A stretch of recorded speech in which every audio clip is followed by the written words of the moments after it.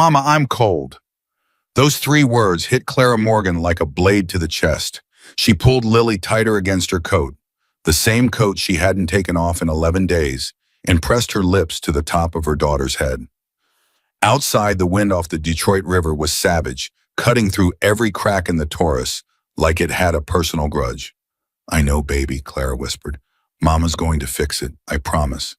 She didn't know how, but she said it anyway. If this story moves you, if you've ever had to choose between yourself and someone else, please subscribe to this channel right now. Hit the bell and drop a comment below telling me what city you're watching from. I want to see how far this story travels. Because what happened under that overpass in Detroit on the coldest night of February, it didn't stay in Detroit. It couldn't. Some truths are too big to stay in one place. This is part 1. The Ford Taurus had been parked under the I-75 overpass for 3 days. Clara Morgan had chosen the spot deliberately, not because it was comfortable, because nothing about her life was comfortable anymore, but because the concrete above them blocked the worst of the wind and the overhang kept the snow from piling directly on the hood. She'd learned these things the way you learn everything when you're homeless and responsible for a child, through necessity, through failure, through the particular education that only desperation can provide.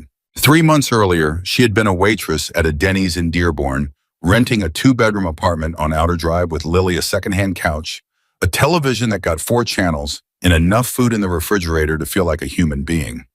It wasn't much, but it was hers. Then the restaurant closed, not slowly, not with warning, but overnight, a padlock on the door and a notice from the health department taped to the glass.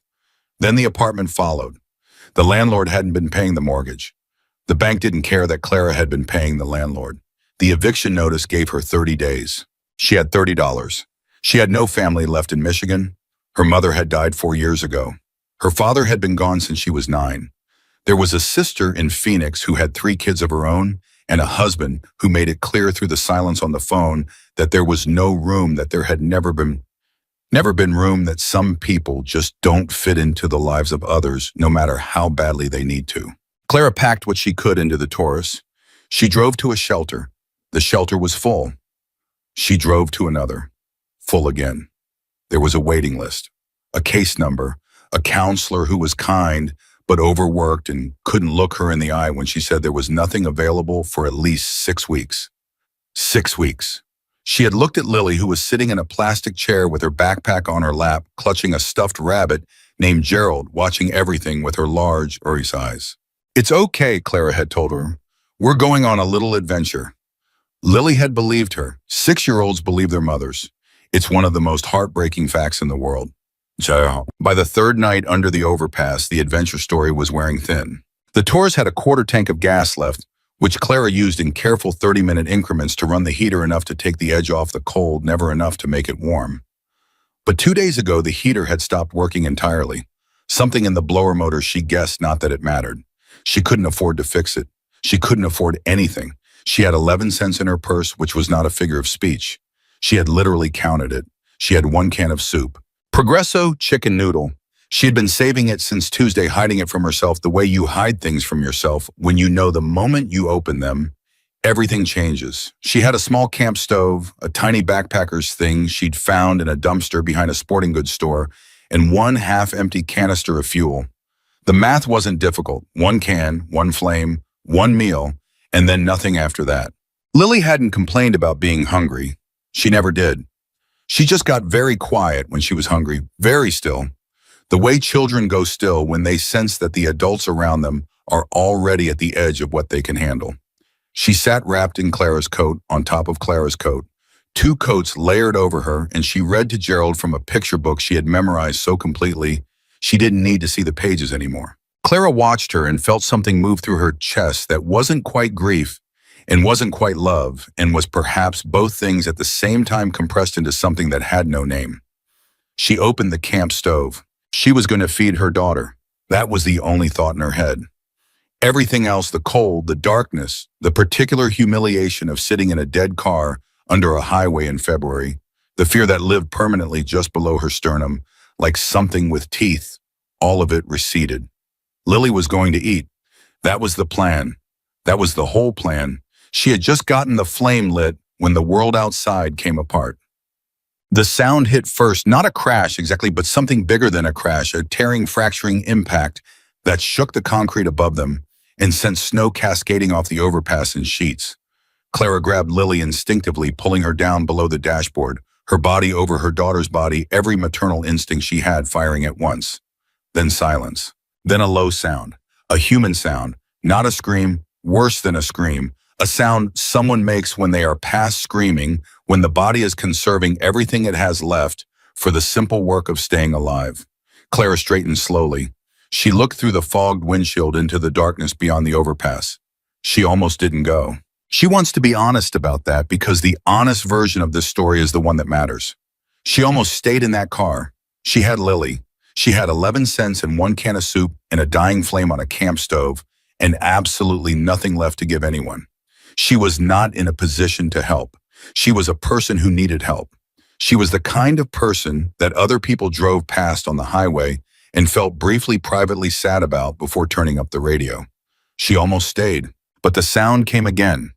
Low, ragged, desperate. "Stay here," she told Lily.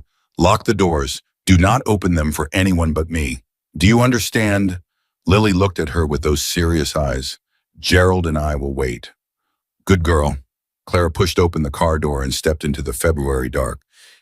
He was enormous. That was the first thing she registered. Not the leather vest, not the patches, not the blood, just the sheer physical mass of the man lying in the snow at the base of the embankment, roughly 30 feet from her car. He had come off a motorcycle at speed. She could see the bike further up the road on its side, one wheel still turning slowly in the air. He'd hit something black ice she would later understand, a patch that appeared out of nowhere on the curve coming off the highway ramp. He'd been doing 55, at least. He was face down in the snow when she reached him. She could hear his breathing, which was labored and wrong in a way that frightened her because she had heard breathing like that before when her mother was dying, and your body remembers sounds like that, even when your mind wants to forget them. "Hey," she said. "Hey, can you hear me?" A groan, not words, a groan. "I'm going to turn you over," she said. "I need to see your face. Is that okay?" No answer. She took that as permission. He was heavy, 250 pounds of him, she would have guessed, plus the leather and the boots, and she was not a large woman. 5'4", 130 pounds when she was eating regularly, which she had not been. But she got her hands under his shoulder, planted her feet, and pulled with everything she had, and he rolled. His face was cut from the road. His right arm was at an angle that made her stomach lurch. His lips were the color of ash, and there across the back of his vest, in red letters on a white background, HELLS Angels, and below that, Michigan. Clara Morgan sat back in the snow and breathed. She knew what those words meant. Everyone in Michigan knew what those words meant. You didn't interact with these men. You didn't make eye contact if you could help it. You didn't involve yourself in their business, and you especially didn't put yourself in the position of being owed something by them or owing something to them. She should call 911, Farrell. She had a phone, a prepaid, with about 8 minutes of talk time left. She should call and wait and let the professionals handle it and take Lily and drive away before anyone arrived to ask questions. That's what she should do. The man opened his eyes. They were gray. She hadn't expected that. She hadn't expected them to be the eyes of someone fully, completely present, someone who knew exactly where they were and what was happening to them and how bad it was. He looked at her and she looked at him, and neither of them said anything for a moment that felt very long. "Don't call the cops," he said. His voice was barely audible. "You need an ambulance," Clara said. "No ambulance." He tried to move and made a sound that she would spend a long time trying to forget. "Just help me up." "You can't get up. Your arm is broken." He looked at his arm as though he was noticing it for the first time. He said something under his breath that she didn't catch. Then, "What's your name?" "Clara." "Hank." He closed his eyes for a moment, then opened them again with visible effort. "How bad?" "Bad," she said honestly. "You're losing heat fast. You've been in the snow and the temperature is, I don't know, single digits. And your arm needs to be set. You probably have a concussion. And..." She touched the cut on his face gently, then pulled her hand back when he flinched. "This needs stitches." "I've had worse." "That doesn't mean this isn't going to kill you," she said. He looked at her again with those gray eyes. Something passed through them, not fear exactly, but an acknowledgement. A man who had made a career out of not acknowledging things, making a quiet exception. I can't get him into the car by myself, Clara thought. She did the math fast the way people do in emergencies. He was too heavy. She wasn't strong enough. But she could get him out of the snow. She could get him under the overpass. That was something. That was the difference between freezing and not freezing, at least for a while. I'm going to help you get under cover, she said. Can you move your legs? He tried. They moved. Okay, she said. We're going to do this together. When I say 3, you push with your legs, and I'll guide your good shoulder. Ready. You're not what I expected, and he said. Neither are you, she said. 3. Mapushab. It took 12 minutes to get him 15 feet.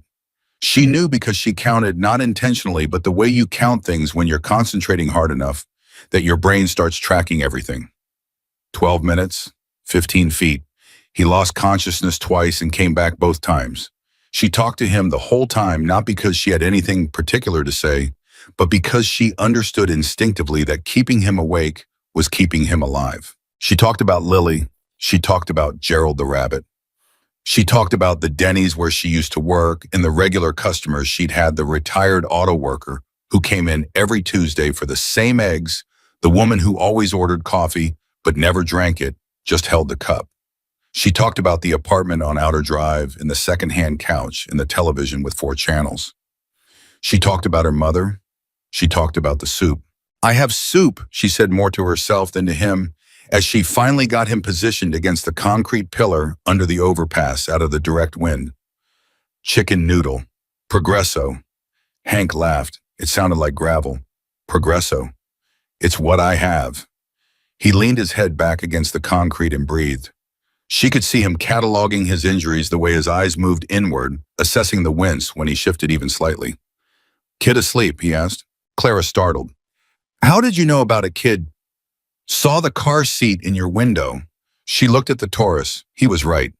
She'd put Lily's booster seat in the back window weeks ago to free up space on the seat itself. She's awake, Clara said. She knows to stay in the car. Smart kid. The smartest.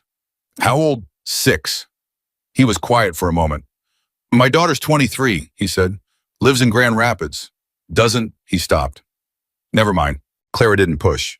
I'm going to get the soup, she said. Don't go anywhere. It was meant as a small joke. He didn't laugh this time. She went back to the Taurus. Lily was in the back seat, Gerald pressed to her chest, her eyes wide and completely alert in the darkness. Mama, who is he? Someone who got hurt, Clara said, climbing in and reaching for the camp stove. Is he going to be okay? I'm working on it. Is he a bad man? Clara paused with her hands on the soup can. She thought about that carefully because Lily deserved careful answers. I don't know what kind of man he is, she said finally. Right now, he's just a hurt man, and hurt people need help. Lily considered this with the same gravity she brought to all important questions. Like how you help me when I get hurt. Exactly like that. Okay, Lily said. She hugged Gerald tighter. Is there enough soup for all 3 of us? Clara's heart cracked cleanly down the middle. There's plenty, she lied. She lit the stove with hands that were shaking from cold, from fear, from the awareness of what she was doing, of what this choice meant. She had been holding this can for 4 days like a life preserver. She had looked at it in moments of her own hunger and thought not yet. Not until Lily needs it. Not until there's no other option. This was the last option. She'd planned for Lily. She'd been so sure. And now she was heating it for a stranger. She listened to it warm and tried not to think about the math, about tomorrow, about what she would tell Lily in the morning when there was nothing to offer. She would figure that out when it came. She had been figuring things out as they came for 3 months. She was still alive. Lily was still alive. You kept going. You didn't stop to calculate the cost of going, because if you stopped to calculate it, you would stop going, and then you were done. The soup steamed. She poured it carefully into the thermos cap she'd been using as a cup. She went back to Hank.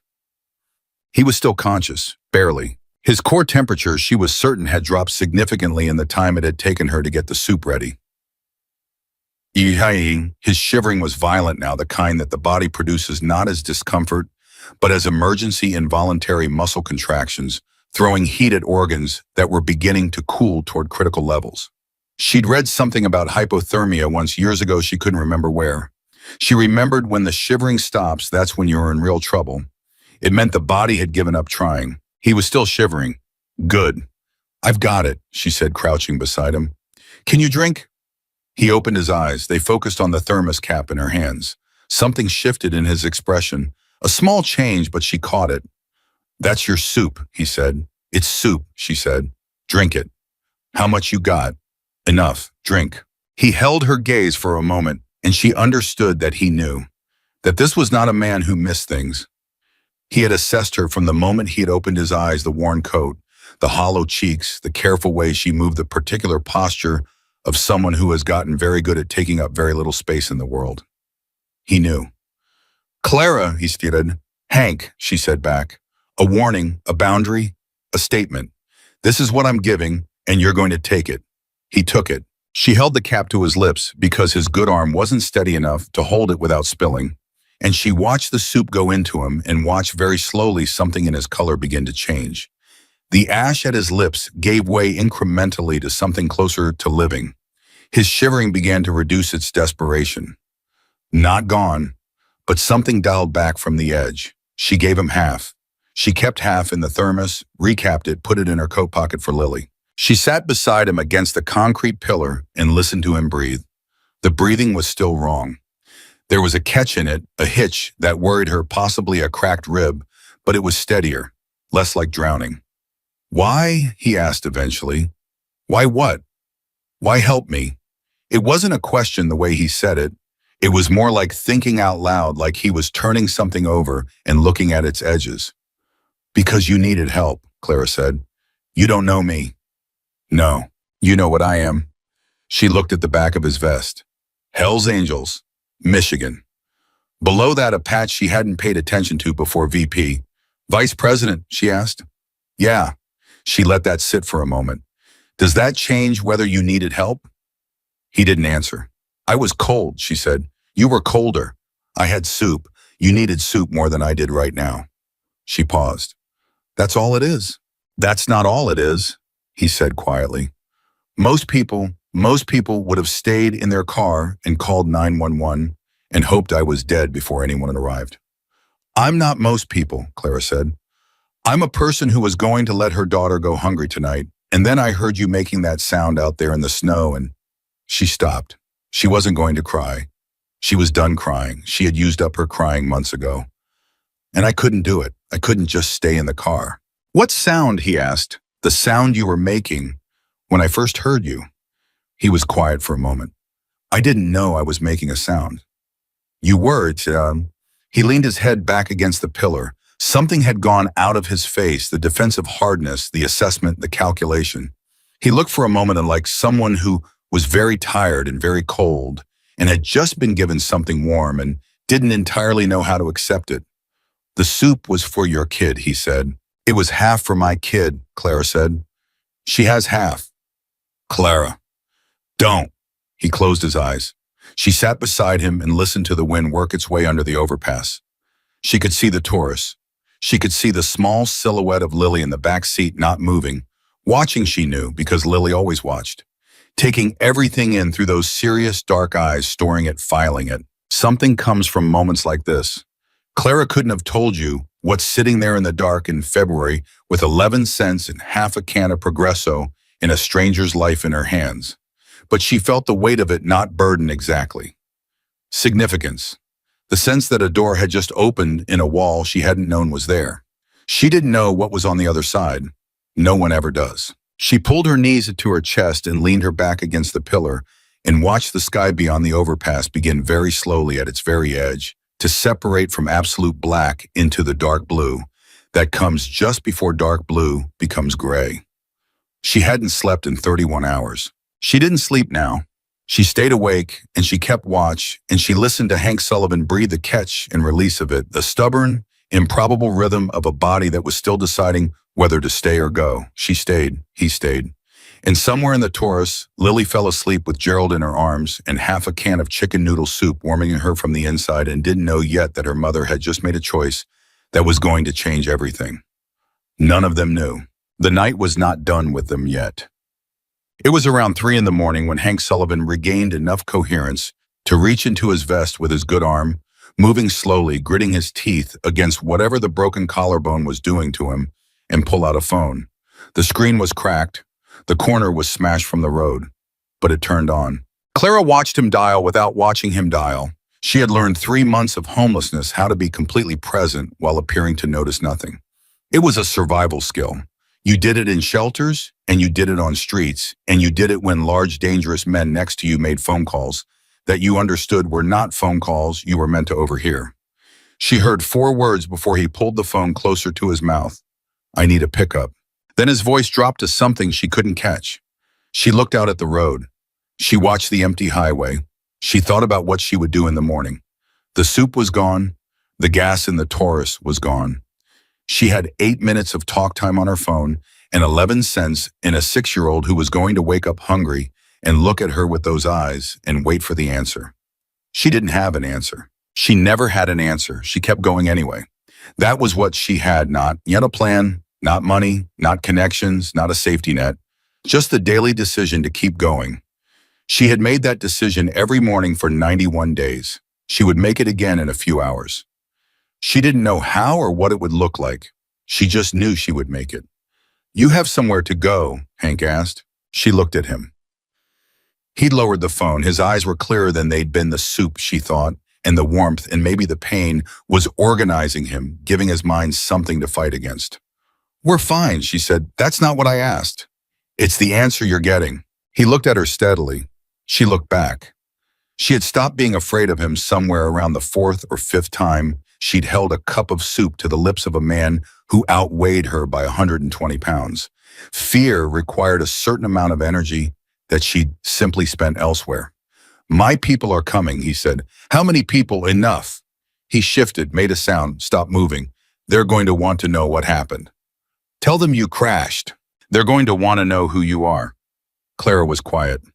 You helped me, Hank said. So no, in my world, that means something. I don't need anything from your world, Clara said. I just need morning to come and for my daughter to be okay. Clara, Hank. He looked at her for a long moment. Something moved through those gray eyes that she couldn't name. Not pity. She was sure of that. It wasn't pity. It was something older and weightier than pity. Something that lived in a place in the human chest that most people never had reason to find. What happened? He asked. Not about the night, about her. About the Taurus and the camp stove and the 11 cents and the broken heater and the soup that was supposed to be for her daughter. Clara opened her mouth to say, we're fine. To say it doesn't matter. To perform the particular dignity of someone who has been reduced to nothing and is determined to pretend otherwise, because dignity is the last thing you keep, the last thing no one can take unless you give it to them. She closed her mouth. She looked at the Taurus.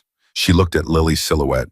And for reasons she could not have entirely explained, something about 3 in the morning, something about a man she had kept alive with her last possession, something about being past the point where pretending costs less than telling the truth, she told him. All of it, the Denny's, the apartment, the shelter waiting list, the sister in Phoenix, the 3 months, the 11 cents. She said it flat and plain without decoration or appeal, the way you tell facts, the way you read a list.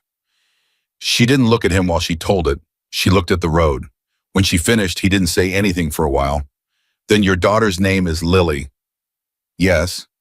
And the rabbit is Gerald. Despite everything, she almost smiled. Yes. My daughter, he said slowly. When she was little, she had a bear. Stuffed thing. She called it Big Mike. He paused. I wasn't there enough when she was little. I was another pause longer. I was other places, doing other things. She's fine now. She's good. But there's things you can't. He stopped. Go back and get, Clara finished it. Yeah. They sat with that for a moment. You didn't have to tell me any of that, she said. You told me yours. That's different. How? She thought about it. I don't know, she admitted. He reached across with his good arm slowly and put his hand briefly on her arm. Not grasping, not grabbing, just contact. The kind of contact that says, I hear you. The kind that says, you are a person, and I see that you are a person, and that matters. He took his hand back immediately. Morning is going to come, he said. I know, Gordon. When it does, he said, I need you to trust me. Clara looked at him. I know you don't have any reason to, he said. I know what you know about me and what I ride with and what all of that looks like from where you're sitting. I know. His voice was flat and honest. But I'm asking you to trust me anyway. When morning comes, when you hear whatever you hear, don't be scared. Of what? She asked. He didn't answer. Outside in the deep cold, the empty highway sat silent, but it would not stay silent long. In the distance so far off that she would later question whether she'd heard it at all, there was something. The faintest suggestion of sound. Not the wind, not traffic. Engines, low and deep and multiple and growing the way thunder grows when it is still miles away, but already certain, already committed to arriving. Clara pulled her coat tighter and listened, and didn't know yet what she was listening to. One moment the highway was empty, and the next it wasn't, and there was no real transition between those two states, no slow build, no warning beyond that first distant rumble she'd caught at the edge of her hearing. It was like the dark simply produced them the way the dark produces everything you're not ready for. Headlights, dozens of them, then more, coming off the ramp and down the service road toward the overpass in a column that had no visible end. Clara was on her feet before she understood she'd stood up. Hank? Her voice came out flat and controlled and completely at odds with what was happening inside her chest. I hear them, he said. He hadn't moved. He was still against the pillar, his bad arm cradled against his chest, but something had changed in his posture, a settling, a release of tension she hadn't realized he'd been holding, like a man who had been waiting for something, and now the waiting was done. How many did you call? She asked. I called one, he said. Word travels. The bikes stopped in a line along the service road. The engines cut one by one, and each time one went silent, the quiet felt bigger, heavier, more loaded with intention. She counted without meaning to, 12, 20, more pulling in behind them. The cold air smelled like exhaust and leather, and something else she couldn't name, the particular collective presence of men who moved together so often they developed a kind of shared gravity. Doors she hadn't known existed opened in the dark. Men climbed off bikes, leather vests, every one of them, some with patches she couldn't read from this distance, some she could. They moved toward the overpass with a purpose that was completely calm and therefore more frightening than any urgency would have been. Calm is what you have when you've already decided. Urgency is for people who are still figuring it out. Clara backed up one step toward the Taurus, just one. Then she stopped herself. Lily was in that car. She was not backing up another inch. The man who reached them first was not the largest one. He was somewhere in the middle, height and weight both, but he carried himself like a man who had never once in his adult life been uncertain about where he stood in any room. His beard was gray and close-cropped. His eyes moved over the scene, Hank against the pillar, the broken arm, the dried blood on his face, the camp stove Clara, and took everything in with the rapid, complete efficiency of someone who had been processing situations fast for decades. He crouched down beside Hank without looking at Clara. Talk to me, he said. Black ice on the ramp, Hank said. Went down at speed. Collarbone, maybe 2 ribs the arm needs looking at. Head. Probably. How long were you out? Don't know, she'd know. The smallest movement of Hank's chin toward Clara. The man looked up at her. His eyes were dark and entirely unreadable. How long was he unconscious, he asked. Direct, no preamble. Twice, Clara said. Maybe 2 minutes combined. He came back both times on his own. The man held her gaze for a moment. Then he looked back at Hank. Who is she? Her name is Clara, Hank said. She helped me. How much did she help you? Enough, Hank said. She kept me warm. She gave me food. What food? Her food, Hank said. The only food she had. The man was quiet. He stood back up to his full height and looked at Clara again, and this time the look was different. It had a quality she recognized but couldn't immediately place a reevaluation. A shifting of categories, the way people look at you when they have put you in one drawer and then opened that drawer and found you didn't fit and had to think about where to put you instead. Griffin, Hank said. She has a kid in the car. The kid's cold. Griffin turned. He looked at the Taurus. He looked back at Clara. The child yours? Yes. How old? 6. He called a name over his shoulder without raising his voice. A younger man broke away from the group, maybe late 20s, red-haired, moving fast. Griffin said something to him that Clara didn't catch. The younger man went back to one of the bikes and pulled something from a saddlebag. "We have blankets," Griffin said to Clara. "For the child." "She's fine," Clara said. "She's been sitting in a dead car in February," Griffin said. "Not unkind, not the opposite of unkind either, just a statement of fact from someone who dealt in facts." "Let us give her a blanket." Clara looked at him. She looked at the Taurus. She looked at the line of men along the service road still, and watching their breath making small clouds in the cold. "She'll be scared," Clara said. "Then you go to her," Griffin said. "The blanket goes through you. We don't approach the vehicle unless you say." Clara studied his face. She had gotten good at reading faces 3 months without a safety net, teaches you to read faces the way other people read road signs fast and accurately, because misreading them costs you. Griffin's face told her several things. It told her he was intelligent and accustomed to authority, and had been both long enough that they had become simply part of his resting state. It told her he was not a man who performed. It told her he had made a calculation about her that had come out somewhere she hadn't expected. She went to the car. She tapped on the window, their signal 3 quick taps, and Lily unlocked the door. Clara climbed in and closed it behind her and pulled her daughter immediately into her arms and just held her for a moment with her eyes closed. "Mama," Lily said, muffled against her shoulder. "There are a lot of men." "I know. Are they the man's friends?" "I think so." "Gerald is nervous," Lily said seriously. "Tell Gerald it's okay, Clara said. "These men brought us a blanket. Can you be very brave for 1 more minute while I open the window?" Lily pulled back and looked at her. Assessed, 6 years old, and already she had the ability to look at her mother and determine whether the situation was actually manageable or whether the words manageable and okay were being deployed as substitutes for truth. She must have decided this one was real because she nodded once and tucked Gerald under her arm and sat up straight. Clara rolled down the window 2 inches. The red-haired man was there at a respectful distance, holding a blanket that was heavy in wool and clearly had some heat in it. Already someone had probably been sitting on it. "For the little one," he said. His voice was young and had no threat in it. "We've got a thermos of coffee, too, if the mother wants it. Hot." Clara took the blanket. She looked at the thermos. She thought about the fact that she hadn't had anything hot to drink in 4 days. "Thank you," she said. She took the thermos. She wrapped Lily in the blanket all the way up, Gerald included, until only Lily's face was visible, and watched her daughter's whole body react to the warmth, the involuntary exhale, the small sigh of relief that a child makes when something that has been wrong for a long time is briefly, blissfully corrected. Clara drank the coffee, standing outside the car door with her back against the vehicle and both hands around the thermos, and she didn't say anything for a while because she couldn't.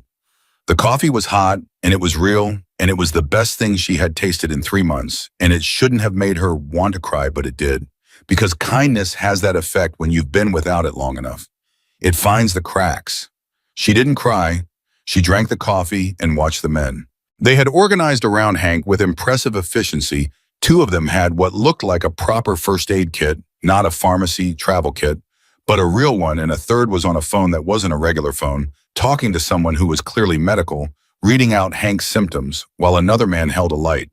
They worked around him the way mechanics work around a car they know well, with the wordless coordination of people who have done hard things together and know how the other moves. Griffin stood slightly apart watching Clara watch them. "You've been out here how long?" he asked. He'd moved closer without her noticing, which told her he moved carefully when he wanted to. A deliberate man. 3 days here, she said. 3 months total. "You and the girl alone?" "Yes." "Where's her father?" "Not in the picture," Clara said. Griffin nodded once. That was apparently sufficient. "Hank says you gave him your last food." "Half of it," Clara said. "My daughter got the other half." "Still," he said. "Still," she agreed. He was quiet for a moment, then, "In my experiences, there are 2 kinds of people who help strangers in the dark. People who don't know any better, and people who know exactly how much it costs and do it anyway." He paused. "Which one are you?" Clara looked at him. "The second one," she said. Something changed in Griffin's face. Barely. A fraction. But it changed. "Yeah," he said, as though she had confirmed something he'd already suspected. "I figured." One of the men at Hank's side called out something. Griffin moved toward them without another word, not dismissively, but with the clean priority of a man who is always managing multiple things and simply shifts his attention where it's needed. Clara watched him crouch beside Hank and have a short, quiet exchange that she couldn't hear. Then Hank said something, and Griffin went very still. He turned his head slowly and looked at Clara across the space between them. She held the thermos in both hands and looked back. They got Hank into a truck, not an ambulance, a pickup black that had appeared from somewhere in the convoy with a flatbed and enough room in the cab for 3 men. The 2 who loaded him in were careful and efficient, and Hank made it the whole way without passing out again, which Clara took as a good sign. Before they closed the door, Hank looked for her. She was still by the Taurus. He found her in the dark and held her gaze. "Clara," he said. "Go," she said. "Get fixed." "I'm coming back." "You don't have to." His jaw set. "I'm coming back," he said again, and this time it was not a statement of possibility. It was a statement of fact delivered by a man who had decided something and communicated his decisions in declarative sentences because the way he lived did not accommodate ambiguity. The door closed. The truck pulled out. Clara watched it go. She was aware suddenly that the men hadn't left. The convoy was still here, most of it anyway. Maybe 8 or 10 men remained at the overpass while the rest had dispersed back onto the service road. They weren't doing anything threatening. They weren't doing anything at all, really. They were just present in the particular way that very large men are present, which fills whatever space they occupy simply by existing. She went back to the car. She got in. Lily had fallen asleep in the wool blanket, Gerald's ears sticking out at the top, her breathing the deep, even rhythm of a child who has finally gotten warm enough to fully let go. Clara sat in the driver's seat and held the empty thermos in her lap. Outside, the men moved. She heard low voices, the occasional sound of boots on frozen ground. She heard a phone conversation that drifted too close and then away. She heard someone laugh, brief quiet, and someone else respond in a tone she couldn't parse. She did not sleep. She hadn't planned to sleep. 40 minutes passed. Then Griffin knocked on her window. She rolled it down. "We're having a discussion," he said. "I want you to hear it." "About what?" "About you." He held her gaze. "You can say no. We drive away. Nobody bothers you. That's a promise, and I don't make promises I don't keep." Clara looked at her sleeping daughter. She looked at Griffin's face. "What kind of discussion?" "The kind where we figure out what we owe," he said. She got out of the car. Griffin led her to a loose cluster of men, 5 of them standing in the cold with their hands in pockets or arms crossed, the casual posture of people who don't feel the need to perform either authority or threat because they don't need either one to maintain either one. They looked at her when she arrived. She looked back. "Tell them what you told me," Griffin said to the red-haired man. Young, she still didn't know his name. The young man pulled out his phone. "I talked to Tommy." He rode up to the ramp and looked at the site. He showed something on the screen to the men around him, then to Clara. "The ice patch is about 40 feet long. Black ice, no warning. Hank came off the ramp at full speed, hit the patch, here went sideways, went down. From the marks on the road, he slid about 60 feet before he went over the edge and down the embankment." He looked at Clara. "If he'd slid another 20 feet, he'd have gone into the drainage channel. Water's running under the ice. He'd have gone through." Nobody said anything. "He was in the snow for how long before you got to him?" Griffin asked her. "I don't know exactly," Clara said. "I heard the crash, and then I waited maybe 2-3 minutes before I went out." "Why'd you wait?" one of the other men asked. Not accusatory, genuinely curious. "I had my daughter. I had to make sure." She paused. "And I won't lie to you, I was scared." The man who'd asked nodded, like that was the right answer. Like honesty was the thing he'd been checking for. "She dragged him," Griffin said to the group, "from this embankment to undercover. By herself." A short silence. "That's 30 feet, said a man on the left, broad-shouldered, with a gray-streaked beard and a quietness about him that read like compressed weight. "Give or take." "Give or take," Griffin confirmed. Another silence, different quality. "And the food," Griffin said. He looked at Clara. "Tell them about the food." "You can tell them," she said. "I'd rather you did." Clara looked at the circle of men. They were all watching her. Not the way men sometimes watch women, with the particular attention that has nothing to do with listening. They were watching her the way people watch something they're trying to understand, trying to place, trying to give the correct weight. I had 1 can of soup, she said. Canned chicken noodle. I'd been saving it because it was the last food I had. She kept her voice flat. I was heating it for my daughter. Then I heard him and I went out, and he was in hypothermia body temperature, dropping shivering badly. I gave him half the soup. She paused. That's it. That's the whole story. That's not the whole story, said the broad-shouldered man on the left. His voice was low and carried. The whole story is you had 1 can of food and a hungry 6-year-old, and you gave half of it to a stranger who rides with the angels. He was dying, Clara said simply. Lots of people have been dying, and people walked past, he said. Not an argument, a statement of the way the world worked. I know, Clara said. I wasn't going to be one of them. The man looked at her for a long moment. Something moved through his eyes, and she couldn't name it and didn't try to. My name's Ray, he said. I've been riding with Griffin for 19 years. He paused. In 19 years, I have seen some things I thought I'd never see. Another pause. I've never seen what you did tonight. Clara didn't know what to say to that, so she didn't say anything. Griffin looked around the group. Something passed between the men, not words. Something prior to words. Some current of understanding that ran in the channels established by years of riding together and making decisions together and bearing the consequences of those decisions together. We take care of our own, Griffin said. He was looking at Clara. That's been true since before any of us joined. It will be true after every one of us is gone. You take care of your own. He stopped. Hank Sullivan is VP of this charter. He paused for the right word. He is essential, not just for what he does, for what he is. He looked at her steadily. What you did tonight, giving away your last food, dragging him out of the snow alone, staying with him in the cold when you had every reason to get back in your car and pretend you hadn't seen anything. What you did tonight is the reason Hank Sullivan is on his way to getting fixed instead of in a drainage channel under the ice. Clara felt something shift in her chest. Not pride, something quieter than pride. I don't need anything in return, she said. We know you don't, Griffin said. That's not why we're here. Then why are you here? He looked at her for a moment that went on long enough that she felt it. Because in our world, he said slowly, what you did tonight has a name. It's not charity. It's not accident. What you did tonight is what we'd call brotherhood. Except the faintest, briefest shift at the edge of his mouth, not quite a smile. The word doesn't quite fit. No, Clara agreed. So we're going to use a different word, Griffin said. We're going to call it family. The silence after that sat on top of the cold and the dark and the distant sound of the highway, and Clara stood in the middle of it and felt it press against her from all directions. And she understood that something had just happened, that a sentence had just been spoken that was not a pleasantry or a figure of speech, but a formal declaration by a man who dealt in formal declarations, especially when they didn't sound like one. She thought of Lily asleep in the Taurus under a wool blanket. She thought of 11 cents. She thought of the soup pot on the camp stove. What does that mean? She asked. Practically, what does it mean? Griffin glanced at Ray. Ray looked back at him, the kind of look that already contains the answer. Tonight, Griffin said, it means nobody goes cold.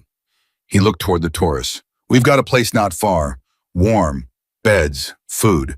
Nobody's going to bother you there, and nobody can get to you without going through us first. He looked back at her. Tomorrow we start figuring out the rest. The rest, she repeated. You've been surviving, he said. That's different from living. We're going to help you start living. Clara Morgan stood in the cold under the I-75 overpass in Detroit at 4 a.m. with empty hands and 11 cents and a sleeping child in a borrowed blanket. And she looked at this man who was supposed to be the kind of person she crossed the street to avoid, and she felt the particular vertigo of the moment when the story you have been telling yourself about how things work turns out to be entirely the wrong story. Why, she asked. Because she needed to hear it said. Because you kept him alive, Griffin said simply. And in my world, there is no debt bigger than that. I don't want you to feel, this isn't about obligation, he said. I want you to understand that. This isn't us paying a bill. This is us, he stopped, chose. This is us deciding who you are to us, and we've decided. He held her gaze. If you'll let us.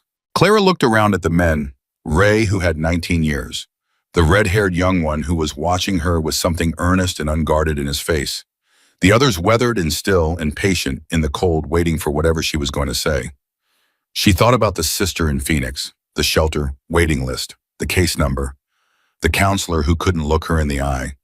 She thought about Hank's voice. I'm coming back. Like a fact. Okay, Clara said. Okay. Griffin nodded once. That was it. No ceremony, no elaboration. The decision was made. You moved forward. Get your daughter, he said. One of the guys will take the Taurus. It'll be there when you want it. It doesn't start reliably, Clara said. The battery is... We know how to start cars, Griffin said, and something in the dry flatness of it almost made her laugh, which surprised her completely. She went to the Taurus. She lifted Lily out of the back seat blanket, and Gerald and all, and Lily stirred but didn't fully wake, just tucked her face against Clara's neck in that boneless, complete way of a child who trusts entirely that whatever is happening is being handled by someone who loves them. Mama, Lily murmured, right here, baby. Are we going somewhere? We're going somewhere warm. A pause. Lily processing this in the half space between sleep and waking. With the man's friends. Yes. Another pause. Then with the perfect pragmatism of a 6-year-old who has been cold for a very long time. Good. Clara carried her daughter out from under the overpass and into the cold open air, and the men parted to let her through, and she walked toward the line of bikes with her child in her arms and her 11 cents in her coat pocket and nothing else in the world to her name, and she felt not safe, not yet, because safety is a thing you feel after it has been consistent long enough to trust, and she was not there yet, but she felt the first faint outline of something adjacent to safety. The suggestion of it, the distant shape of it on a horizon that had been completely dark for 3 months. One of the bikes had a sidecar. She hadn't noticed it before. The red-haired man had pulled it alongside without making any production of it. It was lined with a second blanket, room for Lily and Gerald and Clara beside her. Clara looked at it. She looked at the young man. Her name's Lily, she said. I'm Danny, he said. He had a good face, freckled, open. We'll go slow. She won't wake up. Clara got in. Lily settled between her arms without stirring, still completely asleep, and Clara pulled the blanket up and held her daughter with both arms and looked straight ahead as the engine started and the sidecar began to move, and the overpass receded behind them. She did not look back. She was done looking back. The convoy moved through the empty pre-dawn streets of Detroit in a column that was quiet for its size, not silent but purposeful, engine sounds low and steady, no performance, no display, just movement, just direction. Clara held her daughter and watched the city slide past and tried to locate herself in the geography of the last 5 hours. She had gone to bed, gone to the car. There was no bed with 11 cents and a can of soup and no plan. She was now moving through Detroit in a motorcycle sidecar surrounded by HELLS Angels bikers who had given her a blanket and coffee and called her family. She wanted to call this unbelievable, but she had learned in 3 months of things happening that she would not have believed in advance that unbelievable was simply the word for things you hadn't prepared a category for. The world did not ask permission before it reorganized itself. You simply adjusted or you didn't. She adjusted. She held Lily and she breathed and she let the city move past her, and she thought about Hank in the truck with his broken collarbone and his cracked ribs and whatever the road had done to his face, and she thought about him saying, I'm coming back with the certainty of a man who had decided things and then done them. She thought about the soup pot on the camp stove. She had left it behind. In all of the movement and the cold and the conversation and the decisions, she had left the small camp stove and the empty soup pot sitting under the I-75 overpass. It bothered her irrationally. The stove she had found in a dumpster, the pot she had bought with the last $2 she'd had before the last $2 had become 11 cents. They were objects. They were nothing. But they were hers among the very small number of things that were still hers, and she had left them. She thought about going back for them. She did not go back for them. The convoy turned off the main road, and then again, and Clara lost track of the direction, not from fear but from exhaustion. The kind that comes after adrenaline drains and leaves the body with nothing in reserve. She was aware of buildings, of streets, of the particular quality of industrial Detroit in the hours before morning, the way the city held its breath between the last of the night people and the first of the day ones. Then a gate, a lot, A low building with lights on inside and the heat shimmer of actual warmth visible through the windows. Men were already there, more bikes lined outside. She didn't count. Danny cut the engine and helped her out without making it feel like help, which was its own skill. The gate opened. The warmth from inside reached her even before she crossed the threshold, and it hit her like something physical. Like a wall of something she hadn't touched in so long. Her body had forgotten what it felt like, and she stopped walking for a moment just to feel it. A woman came out of the building. Clara had not expected a woman. She was somewhere in her 50s, short with gray hair cut close to her head, and reading glasses pushed up on her forehead, and the specific no-nonsense efficiency of someone who had seen many things and categorized all of them rapidly and correctly. She looked at Lily. "She asleep," the woman said. "Yes," Clara said. "Good." The woman looked at Clara with a directness that was not unfriendly. "I'm Donna. I'm Griffin's wife. There's a room in the back. Cot's already made up. You put her down and then you come eat something because I can see from here you haven't eaten anything real in days." Clara opened her mouth.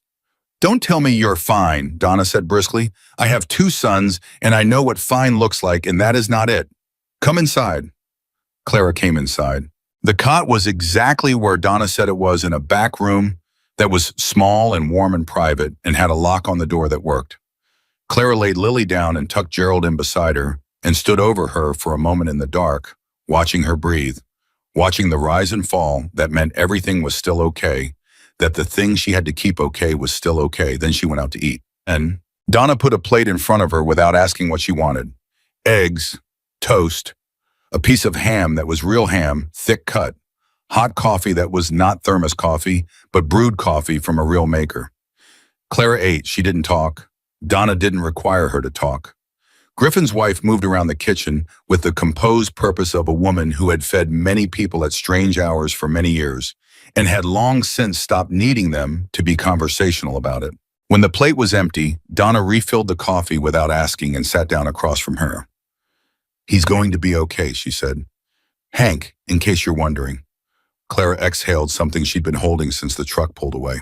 "He's been through worse," Donna said. "He'll tell you himself that he's been through worse, and unlike most men who say that he actually has been." She looked at Clara over her coffee cup. "He told Griffin you talked to him the whole time, while you were getting him to shelter." "I didn't know what else to do," Clara said. "I needed him to stay awake." "You talked about a stuffed rabbit," Donna said. Clara blinked. "Lily's rabbit, Gerald." Donna nodded slowly. "Hank repeated that to Griffin, that detail." She paused. "I've known Hank Sullivan for 15 years. He doesn't repeat details. He gives you the essentials, and that's it." Her eyes on Clara's face were steady and assessing, and not unkind. The fact that he repeated the rabbit's name means something. Clara didn't know what to say. "It means," Donna said, "that you got through to him. Not just the soup, not just the warmth, you." She set down her cup. "Hank is not an easy man to get through to. His wife will tell you that. His daughter will tell you that. The brothers have spent 15 years trying to get through to him with varying degrees of success." The corner of her mouth moved. "You managed it in a night with a can of Progresso chicken noodle." The laugh that came out of Clara was unexpected. Not a large laugh, barely a laugh at all, more like the sound a person makes when something strikes them as true at the same moment as it strikes them as absurd. But it was real, and it was the first thing that had come out of her in 3 months that wasn't calibrated, measured, conserved. Donna smiled. "A real one." "Get some rest," she said. "There'll be more to deal with in the morning, and you'll need to be able to think clearly for it." "What kind of more?" Clara asked. Donna looked at her with the patience of a woman who had learned that some answers were better given when the person asking was rested enough to actually hear them. "The kind that's going to require you to be ready to accept something significant," she said. "That's all I'll say right now." She stood, collected the plate, paused at the kitchen doorway. "The lock on the room door works from the inside. Nobody comes in there without your say. That's not something I tell you because you need to be scared of anyone here. It's something I tell you so you can sleep without wondering." Clara nodded. "Thank you," she said, "for the eggs." "Thank you," Donna said, "for my husband's vice president." She left. Clara sat alone in the warm kitchen with her coffee and listened to the sounds of the building around her, Men's voices, low moving from one space to another, the clank of something metal, a door opening and closing. Normal sounds, human sounds. The sounds of a place where people were doing things because they had decided to do things and had the means and the company to do them. She had been so far outside of that for so long. She finished her coffee. She went to the back room. She locked the door. She lay down beside Lily without taking off her coat. Old habit deep in her, now the coat stays on because the cold comes back and you need to be ready. And then one by one, she made herself let go of the things she'd been holding since February. The fear, the calculation, the permanent bracing posture of a person who knows that nothing is stable and everything can shift and you have to be ready to move at any moment. She let go of it. Not all of it, not completely. You don't let go completely of something that has kept you alive for 91 days. But enough. Enough to breathe. Enough to close her eyes. Lily's hand found hers in the dark automatically the way it always did, even in sleep. Clara held on. Outside, the Detroit sky was beginning its slow, daily renegotiation with the dark, the deep blue giving way, at its furthest edge to the first gray suggestion of morning. And somewhere across the city, in a room with a doctor and two men who never left his side, Hank Sullivan was awake, his collarbone set, and his ribs taped, and his face cleaned and stitched, and he was looking at the ceiling and thinking about a woman who had given away the last of what she had to someone who had nothing to give her back. Not nothing, he thought, not anymore. She slept 4 hours. It was the longest she had slept in one stretch since October. She woke to Lily's voice, not distressed, just awake, the particular brightness of a child who has slept somewhere warm for the first time in months and is ready to investigate. Mama, Mama, there's a window. Mama, I can see trucks. Clara sat up. Her coat was still on, old habit. She felt it before she remembered where she was, and then she remembered, and the remembering came with a strange doubling. The pull to distrust it, the familiar reflex of 3 months telling her that good things were temporary, and comfort was alone with a brutal repayment schedule, and then something underneath that reflex, quieter and newer, saying, wait and see. She pulled Lily onto her lap and held her in the thin winter light coming through the window, and pressed her face into her daughter's hair and breathed.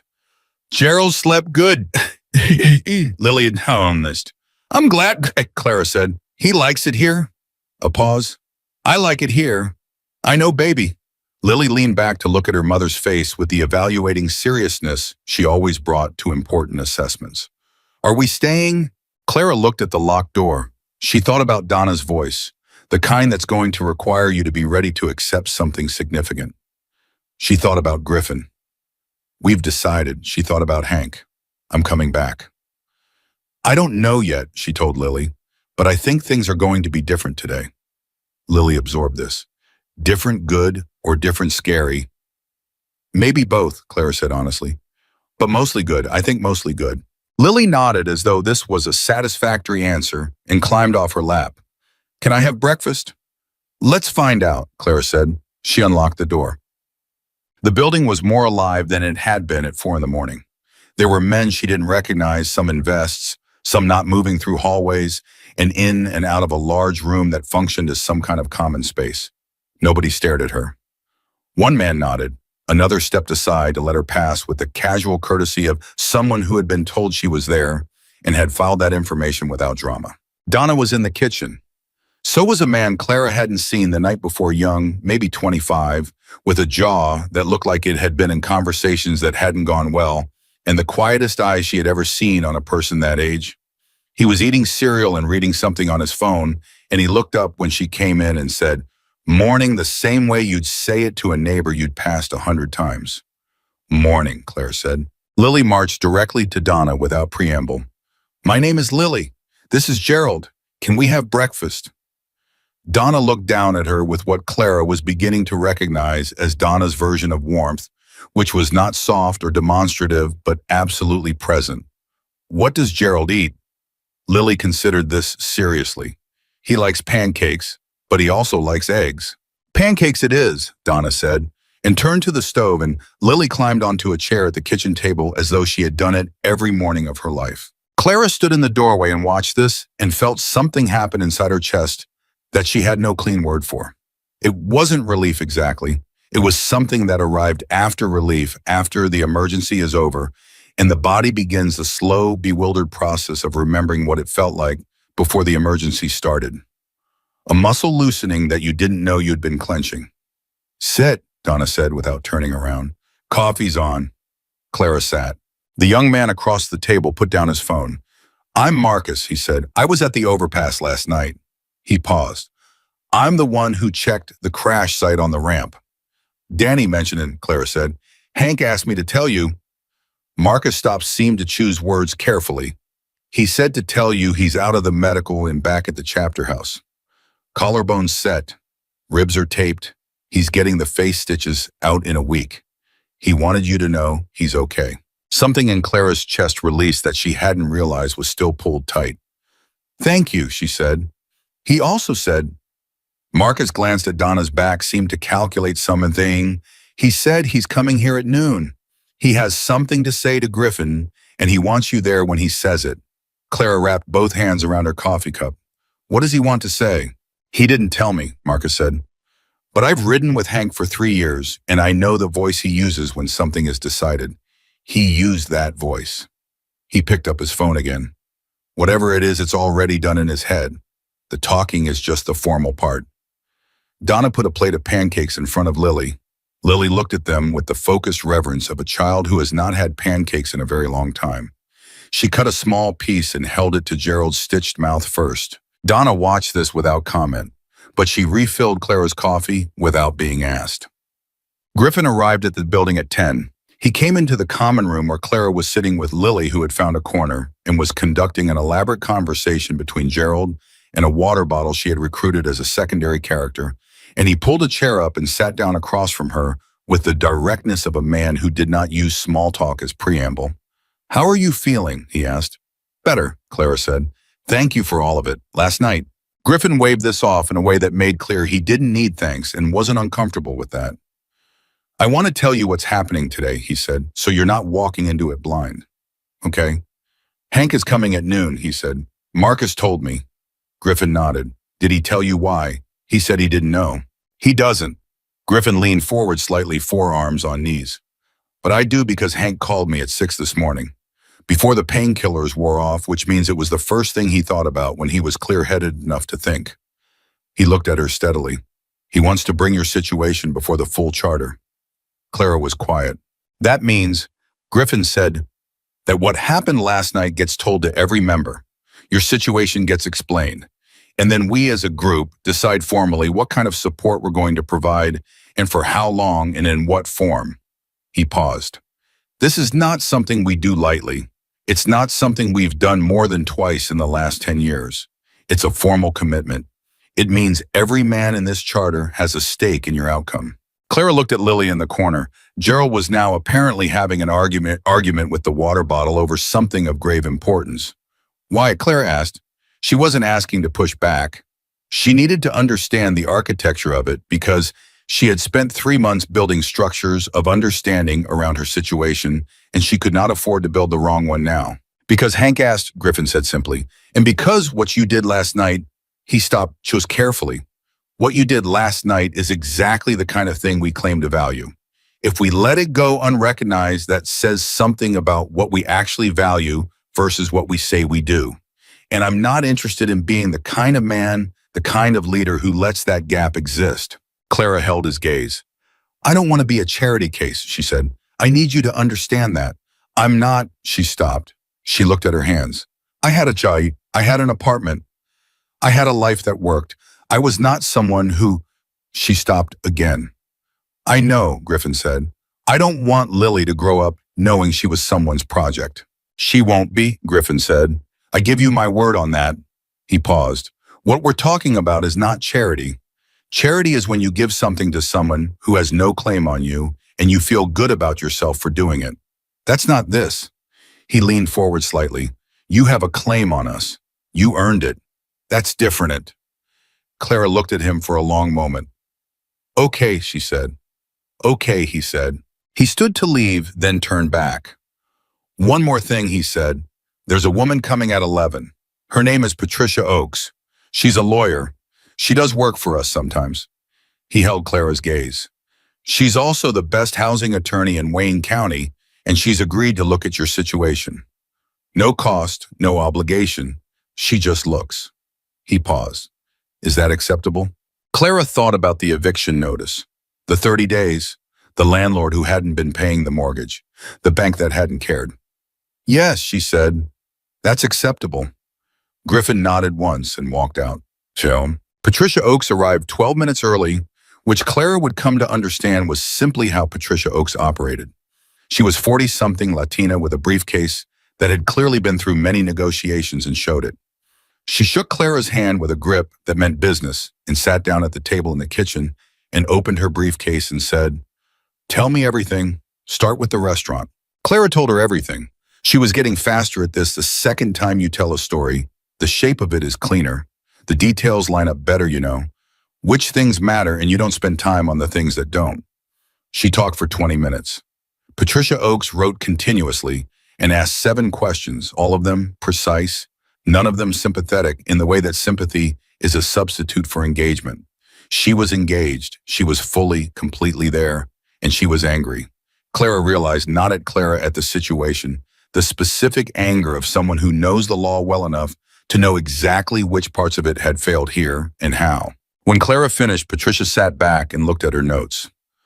The landlord situation creates liability, she said. If he was collecting rent while failing to pay the mortgage, that's potentially fraudulent. It also potentially entitles you to damages that could cover your losses during the displacement period. She tapped her pen on the table. The employment situation is simpler. You're owed final wages plus potentially unemployment benefits that you may not have filed for. I didn't file, Clara said. I didn't have an address. That's fixable, Patricia said, making a note. The bigger issue is housing. In the immediate term, she looked up. Do you want to go back to that area, Dearborn, or is there flexibility? I want Lily near a good school, Clara said. That's my one condition. Everything else is secondary. Patricia nodded, made another note. I need you to sign 3 things, she said, pulling forms from her briefcase with the brisk efficiency of someone who had pre-staged this. Authorization for me to request your employment records, authorization to pull the landlord's mortgage history, and a letter of representation so I can start making calls. Clara picked up the pen. She looked at the forms. She put the pen down. Why are you doing this? She asked. Patricia looked at her. Griffin called me. I know, but you didn't have to come. No, Patricia agreed. I didn't have to. She paused. I've been doing legal work for this charter for 8 years. I don't agree with everything they do. I don't pretend to. But I have watched Griffin McKinley make decisions in that time, and I have noticed that when he decides something is worth his personal attention, he's usually right about that. She looked at Clara steadily. He called me at 7 this morning. He told me what happened last night. He told me about the soup. She picked up her own pen. I drove here from Ann Arbor in the cold. Make of that what you will. Clara picked up her pen. She signed all 3 forms. Patricia Oakes closed her briefcase and stood. I'll call you by end of day, she said. Griffin has a number where you can be reached. Yes, Clara said. Patricia nodded, buttoned her coat, and walked out of the kitchen. Clara heard her exchange a brief word with someone in the hallway, professional clipped, and then the sound of the outer door. She sat alone in the kitchen for a moment and breathed. Then Lily appeared in the doorway with Gerald and the water bottle. Mama, Gerald says he wants to meet the big men.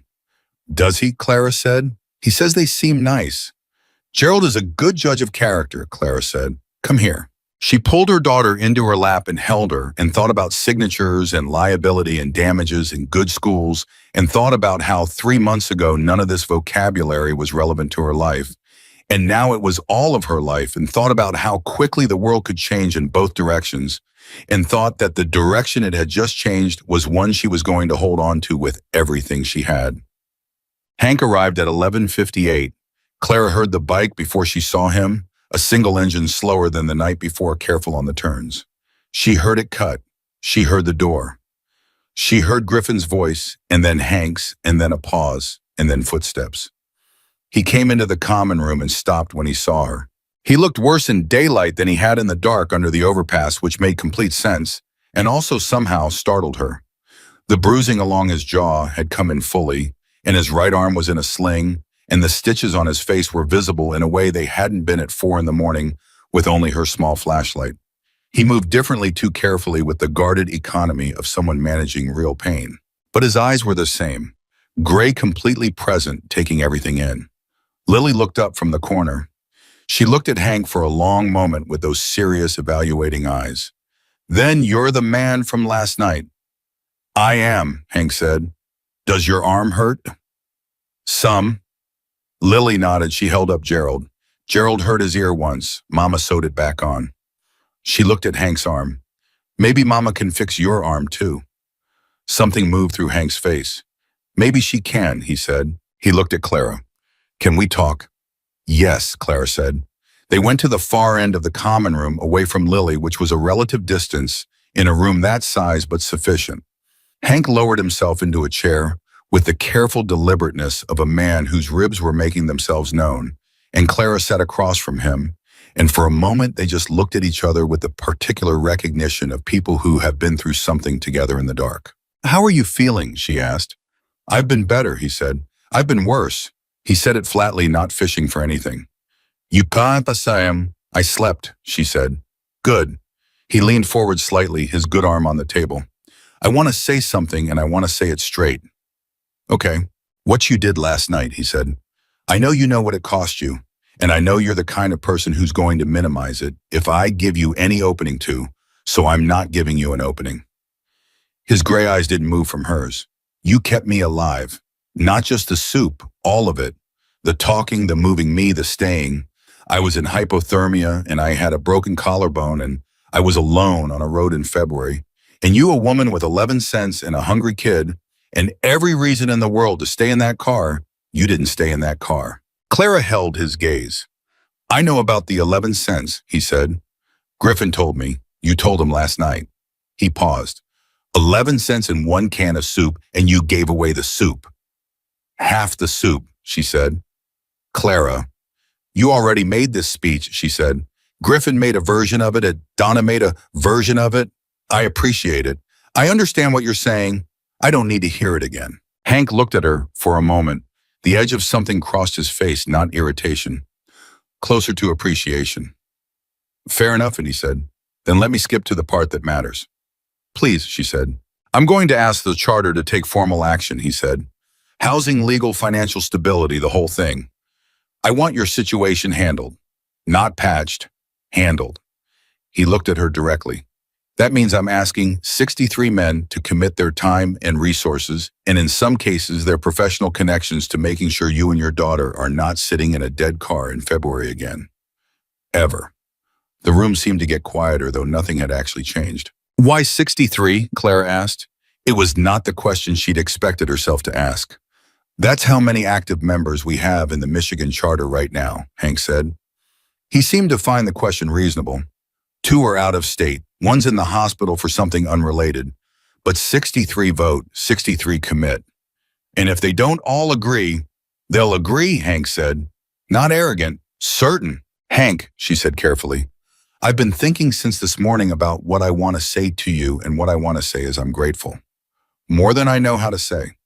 But I need to know that this is real and not something that feels necessary in the immediate aftermath and then fades. Because I cannot build something on a foundation that's going to shift." She held his gaze. "My daughter cannot afford that." Hank was quiet for a moment.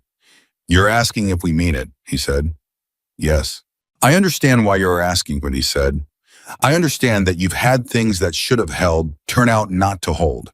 And I understand that I'm a stranger, and that—" He gestured at himself, at the vest, at the patches. "None of this exactly telegraphs stability in the conventional sense." He paused.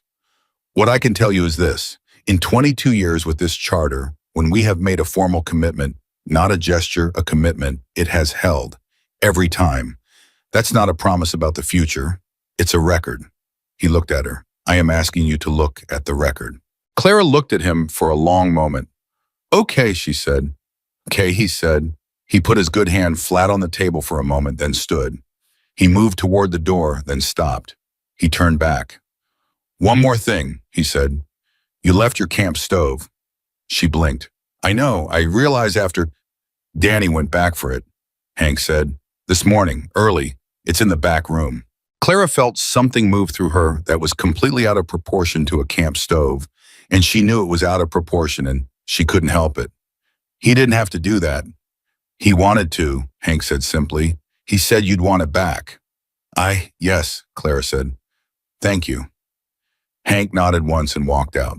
She sat alone at the table and thought about Danny going back to an empty overpass in the early morning cold to retrieve a second-hand camp stove because he thought she'd want it. She thought about that until the feeling it created in her chest settled into something she could carry. Then she went to check on Millie. The charter met at 2 in the afternoon. Clara was not in the meeting. She was in the back room with Lily, who had fallen asleep again. The warmth was doing that to both of them, the body catching up on all the sleep it had deferred during survival mode. Clara sat on the edge of the cot with her hands in her lap and listened to the muffled sound of voices from the common room.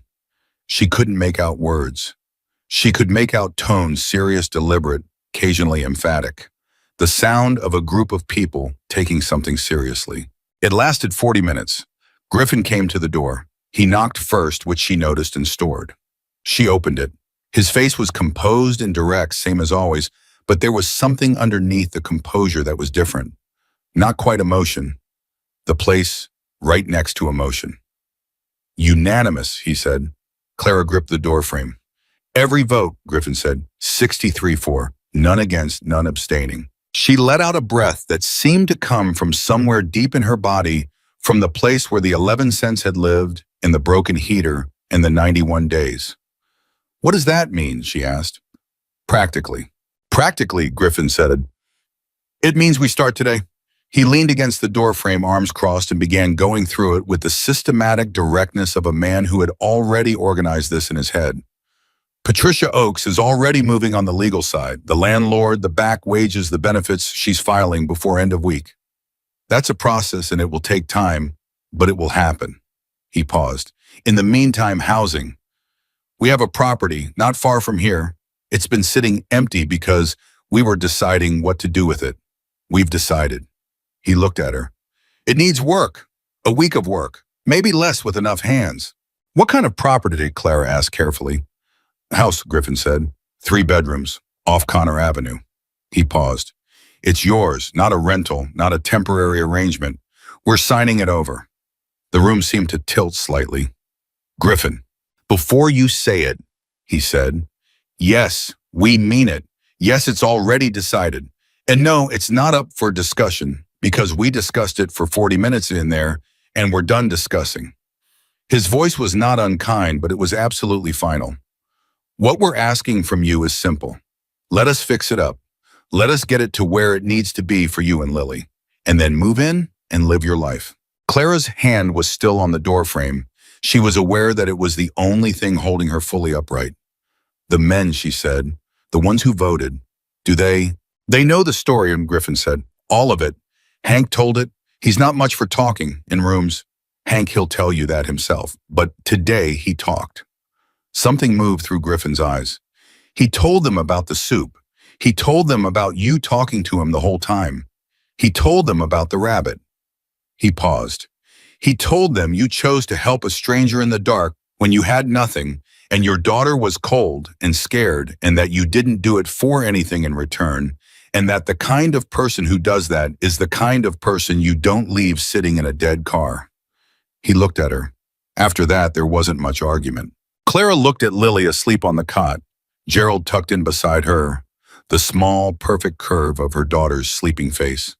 She thought about the Denny's, the apartment, the couch that was secondhand but hers, the refrigerator with food in it, the television with 4 channels. She thought about the overpass. She thought about 11 cents. I want to contribute, Clara said. When I'm working again, I want to contribute somehow to what you do to the community, to whatever I don't know the form it takes. But I need to not just receive. I need to give something back, or she stopped. Or it doesn't feel real, Griffin said. Yes. We'll figure that out, he said. There's time for that. He pushed off the doorframe. Right now, I want to show you the property. If you're ready. Clara looked at Lily. Can I? I'll sit with her, Griffin said. She already offered. Of course she had. Clara pulled on her coat and then stopped and took it off and folded it over the end of the cot because she didn't need to be ready to move at a moment's notice anymore. It was a small thing. It cost her something to do it. She did it anyway. She followed Griffin out. They took his truck. Just the two of them. Marcus followed on his bike at a distance that was clearly security without being theatrical about it. The drive was 12 minutes. Clara tracked the streets without intending to. Old habit, know your territory, know how to get back, and noted the neighborhood, which was working class and quiet, the streets that had been something 30 years ago, and were trying to remember what that something was. Not dangerous, not blighted. Just real the way Detroit neighborhoods were real, with their particular specific weight of history and weather, and the particular determination of people who had stayed when leaving would have been easier. Griffin pulled up in front of a house and cut the engine and didn't say anything. He let her look. Clara looked. It was not a mansion. It was not pristine. It was a house, 2 stories, a porch that needed its boards replaced, a front yard that needed everything, windows that needed their frames repainted. But its bones were solid. She could see that even from the truck. The structure was sound. The roof was intact. The chimney stood straight. It was a house that wanted to be lived in again. It was owned by a man named Walter Briggs, Griffin said. He didn't look at her while he said it, looked at the house. He rode with us for 12 years, died 3 years ago, lung cancer. He had no family left. He left it to the charter in his will. He paused. He was a good man who lived alone for the last part of his life. He would have. Griffin stopped, which was unusual, and Clara understood that Griffin stopping was the equivalent of another man becoming emotional. He would have liked this, Griffin said finally, what it's being used for. They got out of the truck. Griffin unlocked the front door and pushed it open, and Clara walked in. The smell was closed-up house dust, winter cold, that had worked its way through the old insulation. But underneath that wood-old plaster, the accumulated warmth of a house that had been heated and lived in for decades. The floors were hardwood under the dust. The kitchen had a real stove, old but functional looking. The staircase was solid, no sway in it. Clara walked through slowly. She didn't say anything for a while. She ran her hand along the kitchen counter. She looked out the back window into a yard that was all bare ground and possibility. She went upstairs and stood in the doorway of the smallest bedroom, the one that would be Lily's, and looked at the window with the light coming through it and thought about what it would look like with a bed in it and Gerald on a pillow and Lily's picture books stacked against the wall. She came back downstairs. Griffin was in the kitchen leaning against the counter waiting. The porch boards, she said. Replaced by Wednesday, he said. The windows we have a guy. She looked at him. How many men are coming? As many as it takes, Griffin said. We've done this before, not like this, but we've done construction. We have tradespeople, electricians, plumbers, framers. When 63 men decide something is happening, it happens fast. Clara put her hands flat on the kitchen counter and looked at the window above the sink and allowed herself to think the things she had been not thinking since Griffin said the word unanimous. She was going to live here. Lily was going to wake up here, in a room with a window and a door with a lock and heat that worked and food in the kitchen.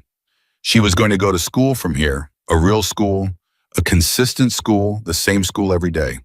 She was going to have homework and friends and the ordinary, magnificent reliability of a life that was not in survival mode. Clara's hands pressed harder on the counter. I need to call my daughter, she said. Donna's number is in your phone, Griffin said. She called. Donna answered on the second ring. She's fine, Donna said before Clara could ask. She's teaching Gerald to play cards. I'm losing. Clara laughed. The same kind of laugh as last night, the unexpected kind, the kind that came from a place she'd thought was closed. I'll be back in 20 minutes. Take your time, Donna said. We're in the middle of a hand. Clara hung up. She turned around and looked at Griffin. Thank you, she said. It was not enough, and she knew it, and he knew she knew it, and that shared knowledge made the word mean more than it would have otherwise. Don't thank me, Griffin said. Thank the 63 men who voted. He paused. And when you see Hank, don't thank him either. He'll hate it. What should I say to him?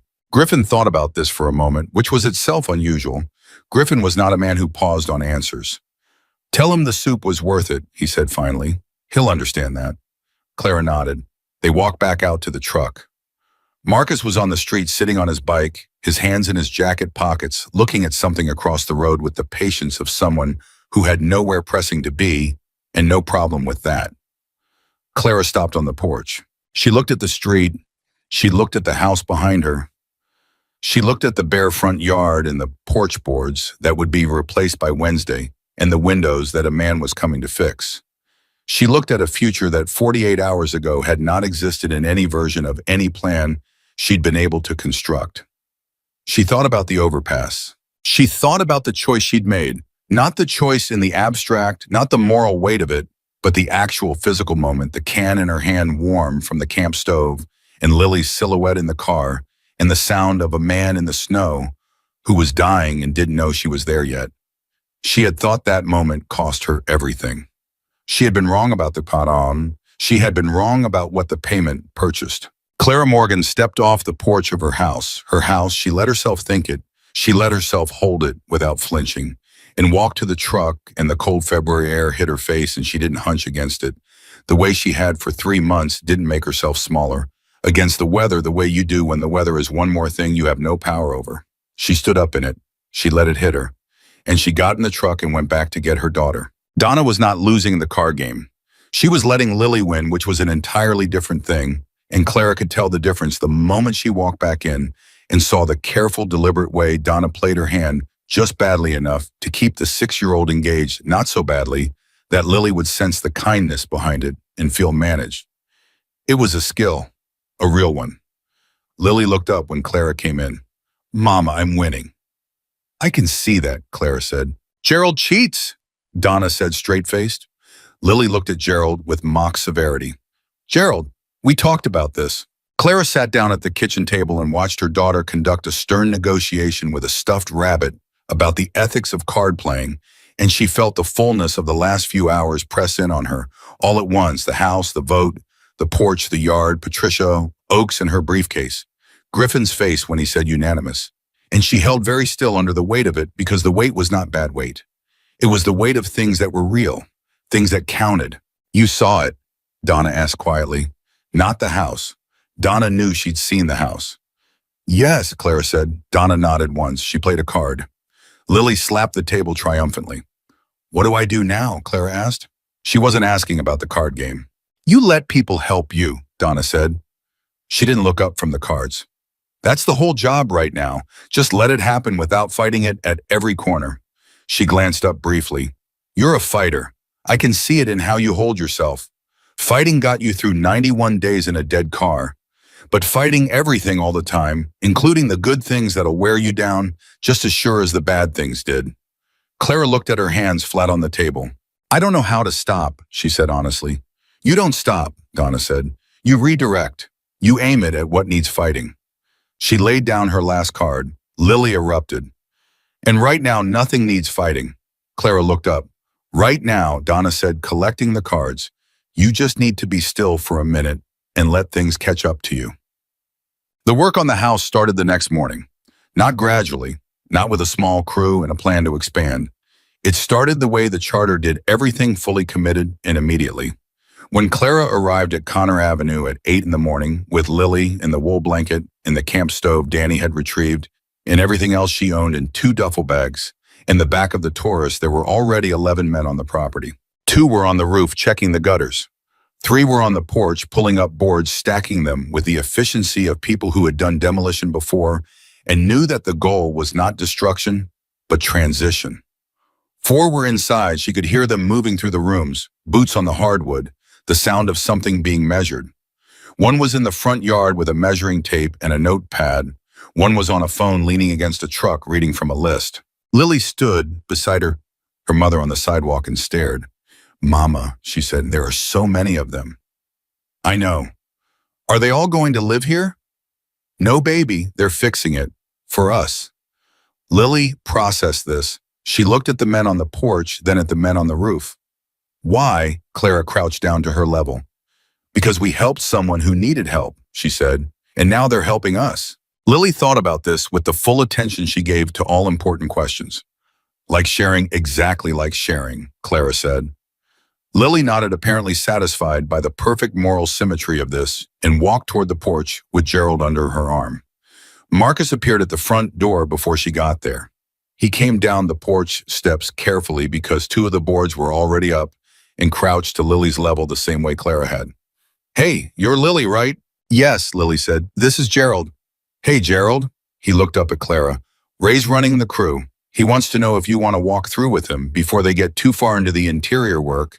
Make sure they're doing things the way you want." "I don't have specific preferences," Clara said. "I just want it to be livable." "Ray will want to know about the kitchen," Marcus said, "and the smaller bedroom size of the bed, whether you want a closet built in or if the existing one's enough." He looked at Lily. "He said to ask the kid about the color." Lily's eyes went very wide. "I get to choose the color of your room," Marcus said. "Yeah." Lily turned to Gerald with an expression of total intensity. Clara watched her daughter have an urgent, silent consultation with a stuffed rabbit about interior design choices and felt something so far past ordinary happiness that she didn't have a word ready for it. "Purple," Lily announced. "Purple it is," Marcus said. Ray was exactly what Clara had read in him the first night: compressed, quiet, carrying weight without performance. He walked her through the house with a notepad and a directness that she appreciated because it treated her as a decision maker, not as a recipient of decisions already made. He asked questions. He listened to the answers.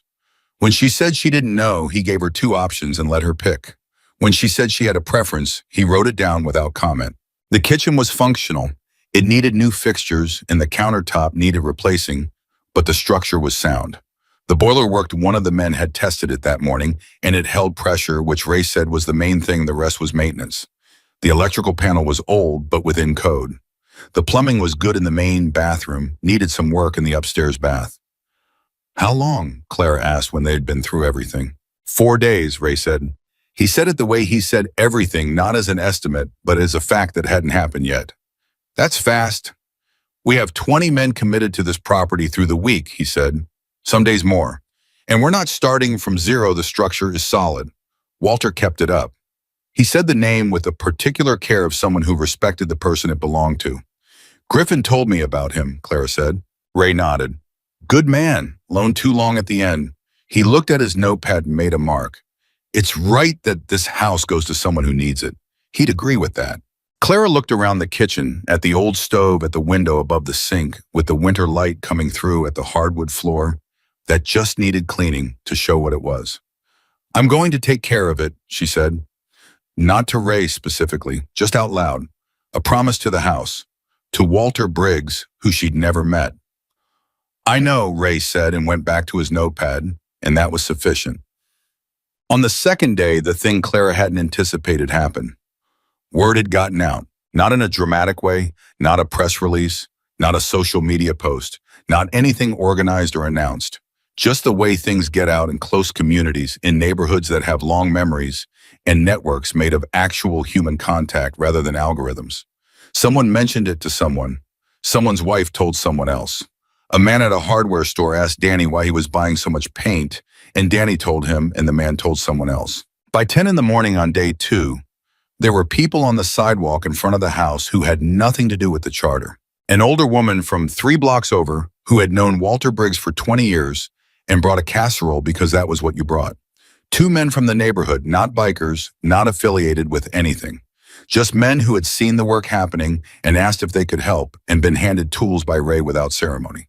A woman from the church on the corner who brought sandwiches in a cooler and set them up on the truck tailgate and organized lunch like it was something she'd always planned to do. Clara stood on the porch and watched this accumulate and felt the particular vertigo of a story she didn't fully recognize as her own. Lily had no such vertigo. Lily had appointed herself the official greeter, standing at the foot of the porch steps with Gerald and informing every arrival of the name of the rabbit and the color of her future bedroom and the fact that the men on the roof were being very loud, but it was okay because they were fixing things. The older woman from 3 blocks over told Lily that Walter Briggs had kept a very nice garden in the backyard, and that in the spring, if Lily wanted, she would teach her to grow tomatoes. Lily reported this to Clara as breaking news of the highest order. Hank arrived at 11. He came in his truck. He wasn't riding yet. The collarbone's still not reliable enough for the balance a bike required, and Clara could see that this cost him something, the groundedness of it, though he would never say so. He walked the property slowly, his good arm hanging at his side, the sling off. She noticed he'd taken the sling off probably 20 minutes before arrival out of some private stubbornness that she recognized as entirely consistent with everything she knew about him. He found her in the kitchen where she was cleaning the cabinet interiors with a man named Joe, who was roughly 70 years old, had ridden with the chapter for 30 years, and was retired from the GM plant, and had opinions about cabinet liners that he shared with the thoroughness of a man who had been waiting for someone to ask. Hank stood in the kitchen doorway and looked at the scene. "Joe," he said. "Hank." Joe didn't look up from his liner measurement. "You look like something the road chewed up." "Thanks, Joe. How's the collarbone?" "Set." "Good." Joe made a mark on his liner material. These cabinets were always good cabinets. Walter never updated them, but he kept them clean. "Joe," Hank said pleasantly, "could you give us a minute?" "Already leaving," Joe said, and gathered his materials and departed with the unhurried dignity of a man who was doing a favor and knew it. Hank came into the kitchen. He looked at the cabinet Claire was cleaning. He looked at her. "You don't have to do that," he said. "I want to," she said. "It's my house." Something moved through his face when she said that. Quick, but she caught it. The satisfaction of a thing done right landing the way it was supposed to land. "How does it feel?" he asked. "Saying that, strange," she said honestly. "Good strange, the kind of strange that I think becomes normal eventually." She put down the cloth and turned to face him.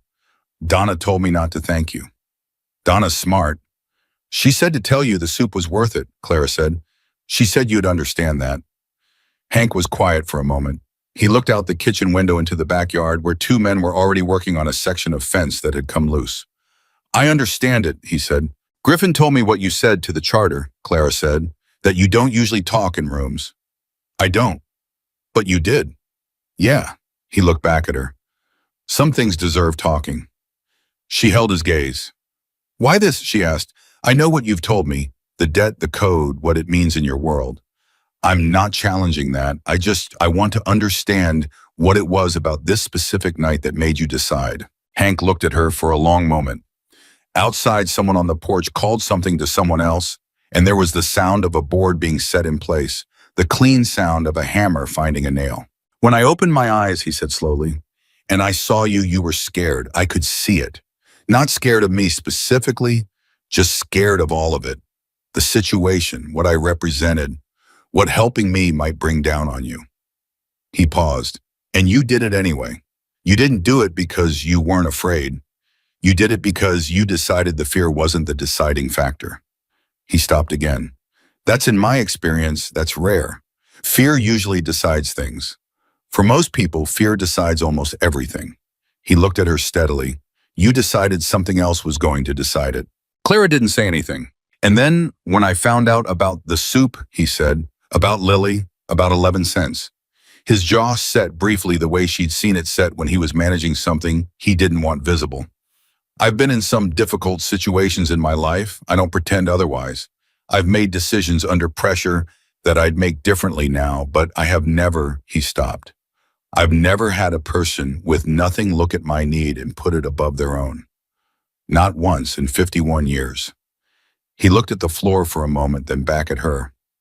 "It changes something. In you, I mean. When that happens to you, it changes how you see things." The kitchen was quiet. "Hank," Clara said. "Yeah." "Your daughter," she said carefully, "in Grand Rapids. You said you weren't there enough." His face went still. "I'm not asking you to tell me about it," she said quickly. When you said that under the overpass, I thought about it. I thought about it again today." She paused. "Is that something that can still be worked on? Between you and her?" A long silence. "She'd say no," Hank said. His voice was flat. "What would you say?" He looked at the window again. The men in the backyard, the fence going back together. "I'd say I don't know. I'd say I've been telling myself it's too late for long enough that I've stopped testing whether it's true." He paused. "That's a different thing from it actually being too late." "Yes," Clara said. "It is." He looked at her. "You talked about Big Mike," she said. "The stuffed bear. At 4 in the morning under the overpass, you talked about a stuffed bear your daughter had when she was little." She held his gaze. "That's not what a man says when he's let go." Hank Sullivan, P. of the Michigan Charter, 51 years old with a broken collarbone and stitches on his face and 22 years of decisions behind him that could fill a book. Hank Sullivan looked at a woman he had known for 36 hours and said nothing for a while. Then, she likes coffee, he said. The good kind. She always said I made bad coffee. He paused. She's probably right. Then maybe start with coffee, Clara said. The good kind. He looked at her for a moment. Something at the edge of his eyes, not a full expression, a suggestion of one. You always this direct? I've had a rough few months, Clara said. It burned off the patience for the long way around. He made a sound that was not quite a laugh, but was related to one. Yeah, he said. He pushed off the counter. I'll think about it. That's all I'm asking, she said. He walked out of the kitchen. She listened to his boots on the hardwood going toward the front of the house, heard him say something to Ray in a low voice, heard Ray's brief response. Then the front door. She stood in the kitchen alone for a moment.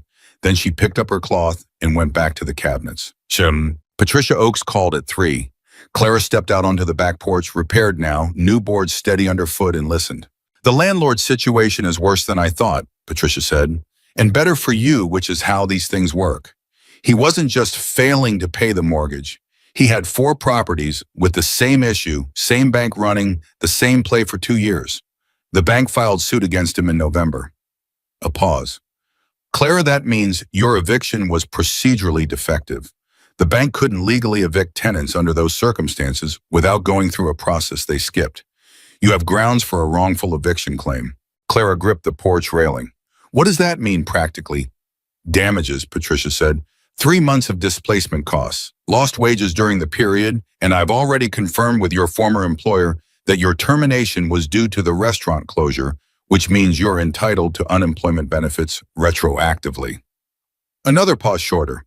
Clara, conservatively, you're looking at $12,000 to $15,000 in combined claims, possibly more depending on the judge. The number sat in the air between Clara and the cold yard and the 2 men who were still working on the fence and didn't know what she was hearing. That's, she started. Real money, Patricia said. Yes, it takes time, but it's real and it's documented, and I've already filed 2 of the 3 documents. Another pause. There's one more thing. Okay.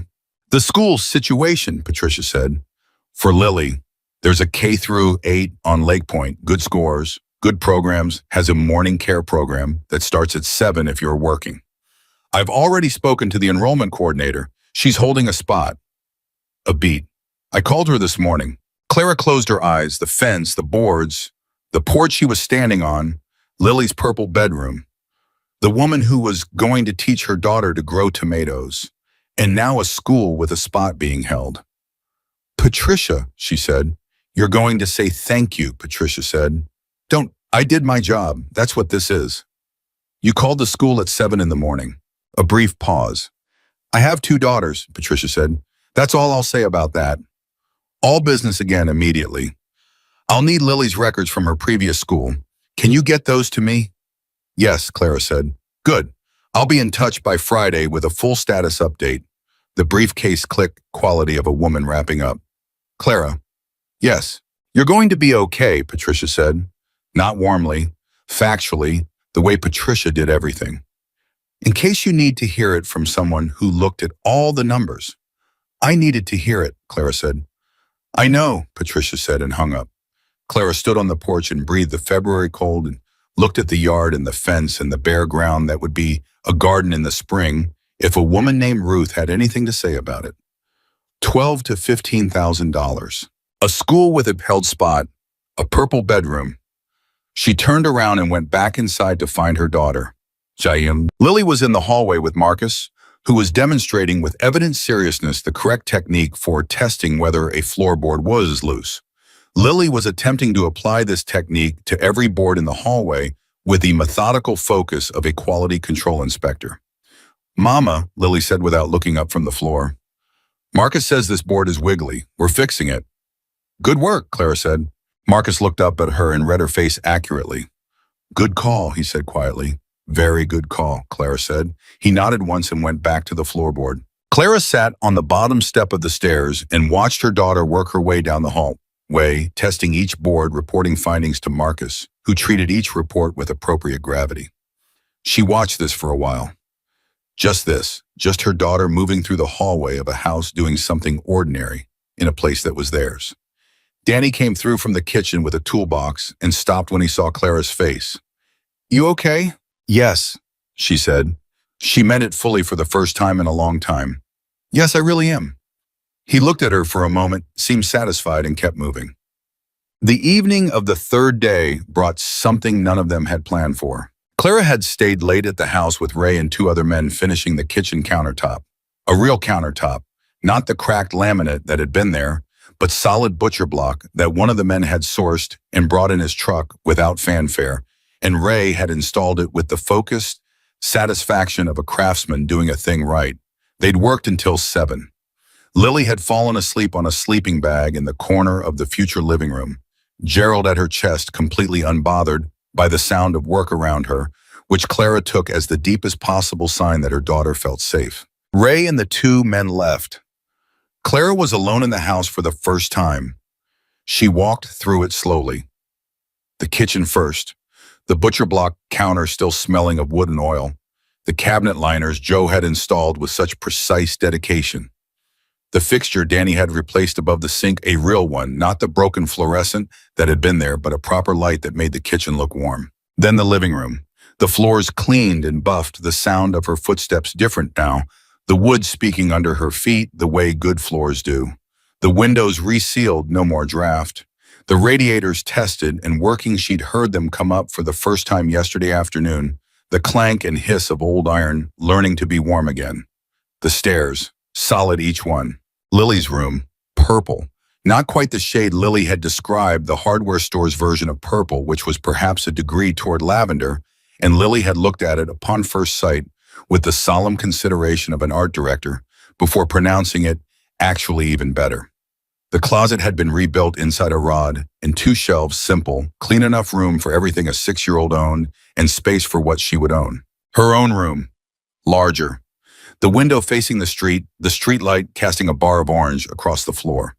A real bed frame had appeared on day 2, source unspecified, donated by someone in the chain of people who had heard and responded, a good 1 solid wood with a mattress still in its plastic. Clara sat on the edge of the mattress in the dark and listened to the house. It breathed. Old houses breathe the tick of cooling metal, the small sounds of settling wood, the specific voice of a structure that has stood for decades and knows how to hold weather. She'd forgotten what that sounded like. She'd been in the Taurus so long that she'd forgotten that houses talked, that buildings had their own language, if you got quiet enough to hear it. She sat there for a long time. She thought about her mother. Her mother had a house, once a rental, nothing grand, a 2-bedroom in Dearborn with a kitchen that smelled like coffee and a backyard with a clothesline.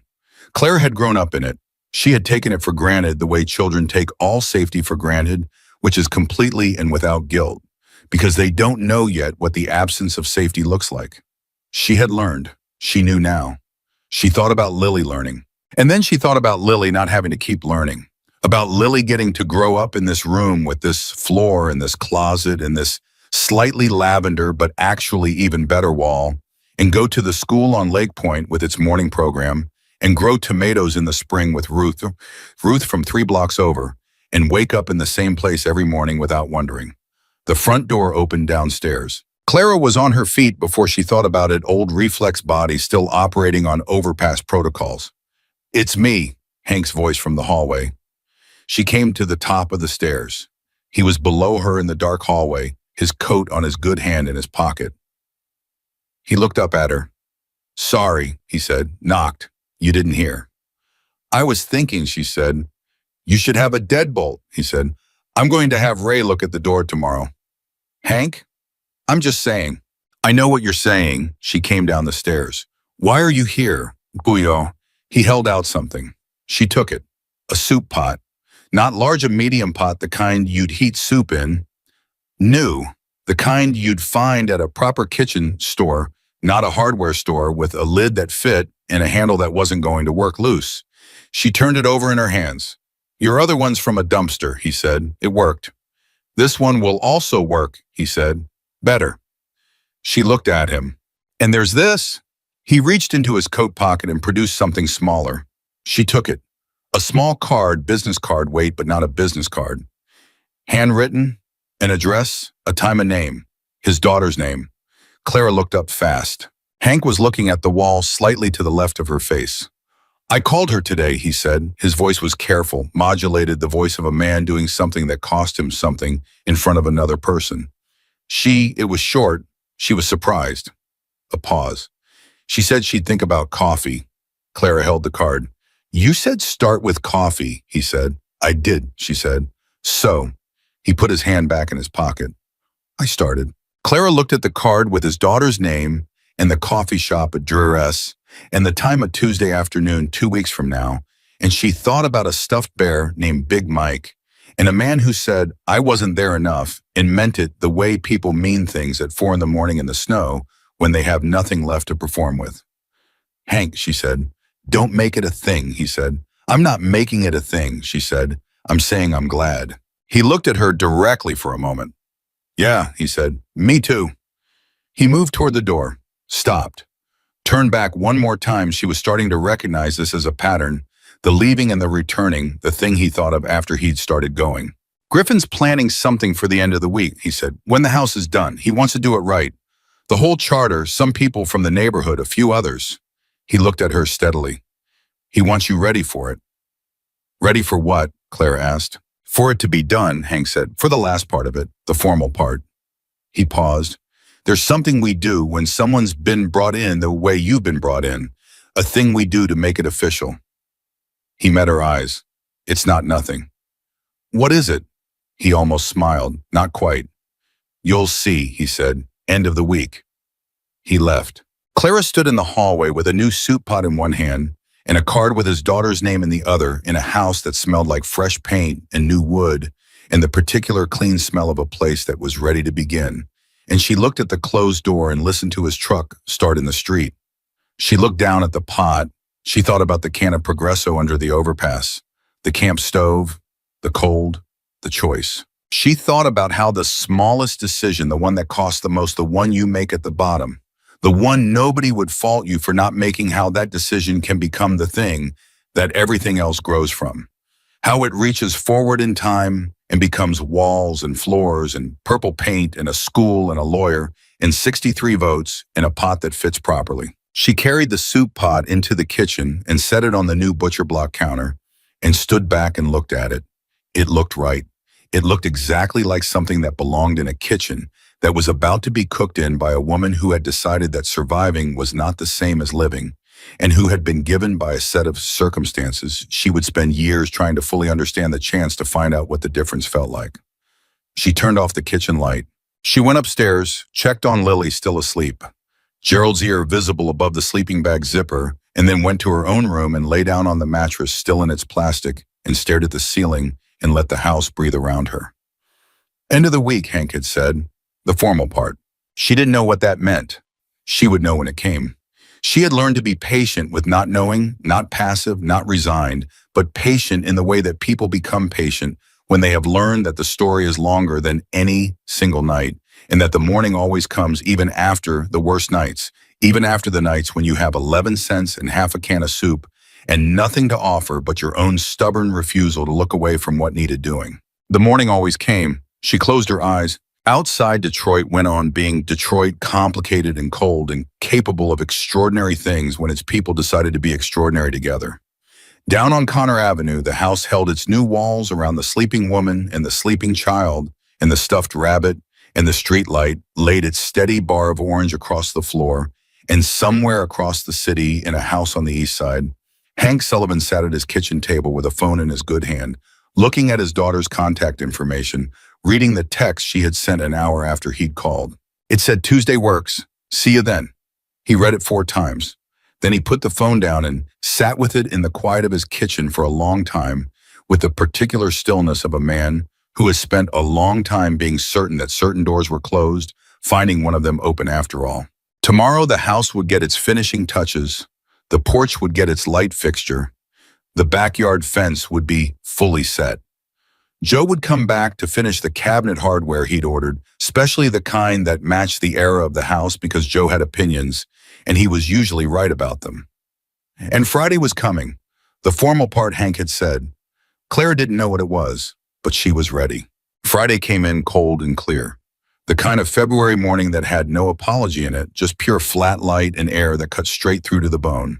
Clara was up before 6. She hadn't set an alarm.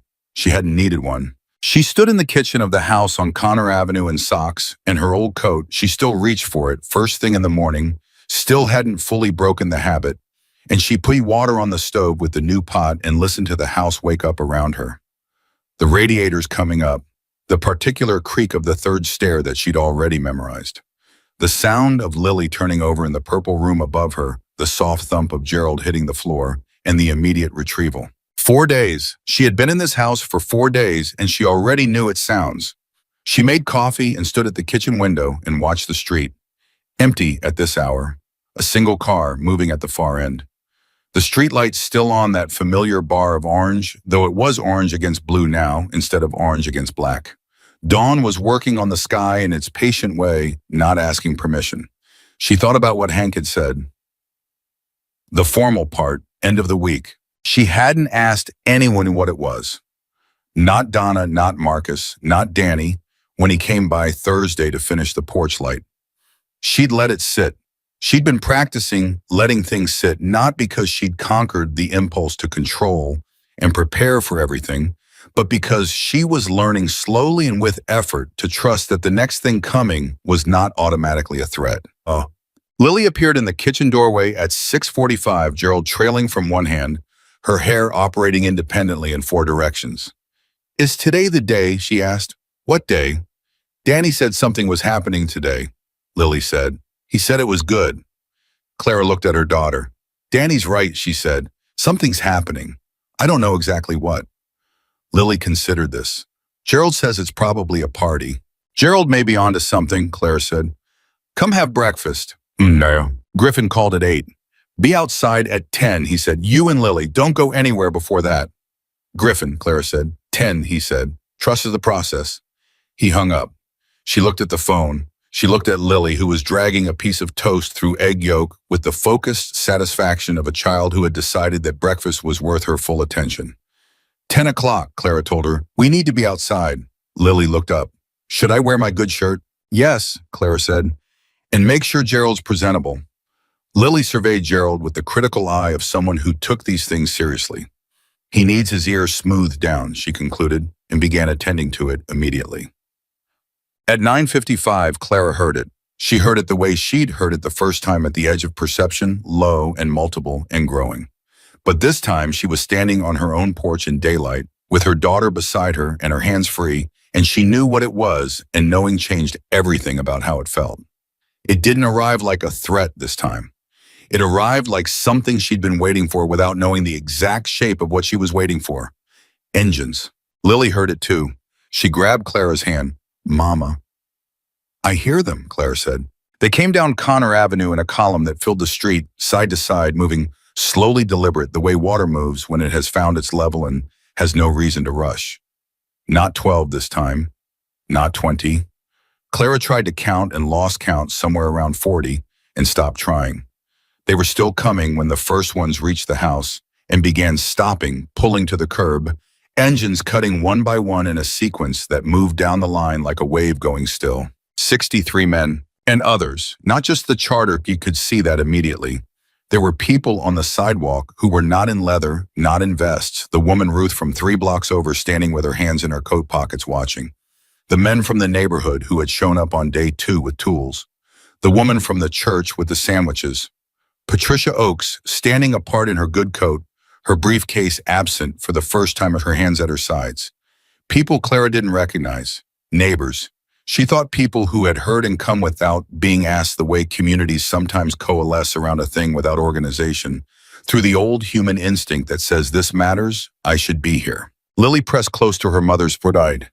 Are they all here for us? She whispered. Yes, Clara said. Lily absorbed this with wide eyes. Then quietly, we should have made more food. Clara laughed the real kind, the unexpected kind, and pulled her daughter against her side and held her. Griffin came up the porch steps first. He was in his vest, the patches sharp in the winter light, and he moved with the same composed authority he always carried. But there was something different in it today. A formality. Not stiffness, nothing about Griffin was stiff, but intention. The way a man moves when he knows that what he is about to do will be permanent. Ray came up behind him, then Marcus, then Danny, who grinned at Lily and Lily grinned back. Then men she knew by face from the work week, Joe, who had his cabinet hardware in his pocket because he'd finished this morning and was clearly pleased about it, and two others whose names she was still learning. Then Hank. He came up last. His collarbone was still set, the movement of his right arm still careful, but the sling was gone entirely now, and he walked the porch steps without guarding himself. He looked at Clara when he reached the top. She looked back. "Ready," he said. "I don't know what I'm supposed to be ready for," she said. "Yeah, you do," he said, and she realized looking at his face that he was right. She didn't know the form. She knew the substance. Griffin turned to face the street. The crowd had gone quiet, not imposed quiet, not the quiet of people told to stop talking, but the quiet that descends organically when something real is about to happen, and everyone present can feel it. "My name is Griffin McKinley," he said.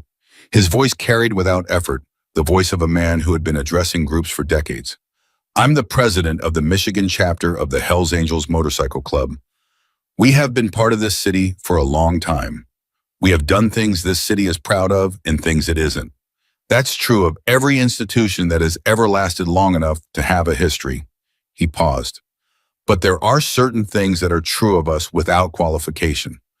One of them is this: we take care of our own." Nobody in the street moved. 6 days ago, Griffin said, a woman was sitting in a dead car under the I-75 overpass with her 6-year-old daughter and 11 cents and 1 can of soup. The temperature was in the single digits. Her heater was broken. Her food was gone. She had nowhere to go and no one coming. He paused. Most people in that situation would have stayed in that car. Nobody would have faulted them. Nobody would have even known. Clara felt Lily's hand tighten in hers. "Instead," Griffin said, "she heard a crash. She went out in the dark and the cold and she found a man, a stranger, a man she had every cultural reason to be afraid of dying in the snow. And she made a decision." He looked at Clara directly. She dragged him to shelter. She kept him talking. She gave him the only warm food she had in the world, food she had been saving for her hungry child. She sat with him in the cold until help came. And she did all of this with no expectation of return, no calculation, no angle. He stopped. Just the decision that another person's need was more important than her fear. The street was absolutely still. "That man she saved," Griffin said, "is my vice president. He is essential to this chapter and to the people in it. He is alive today because of what she chose to do." He looked at Clara.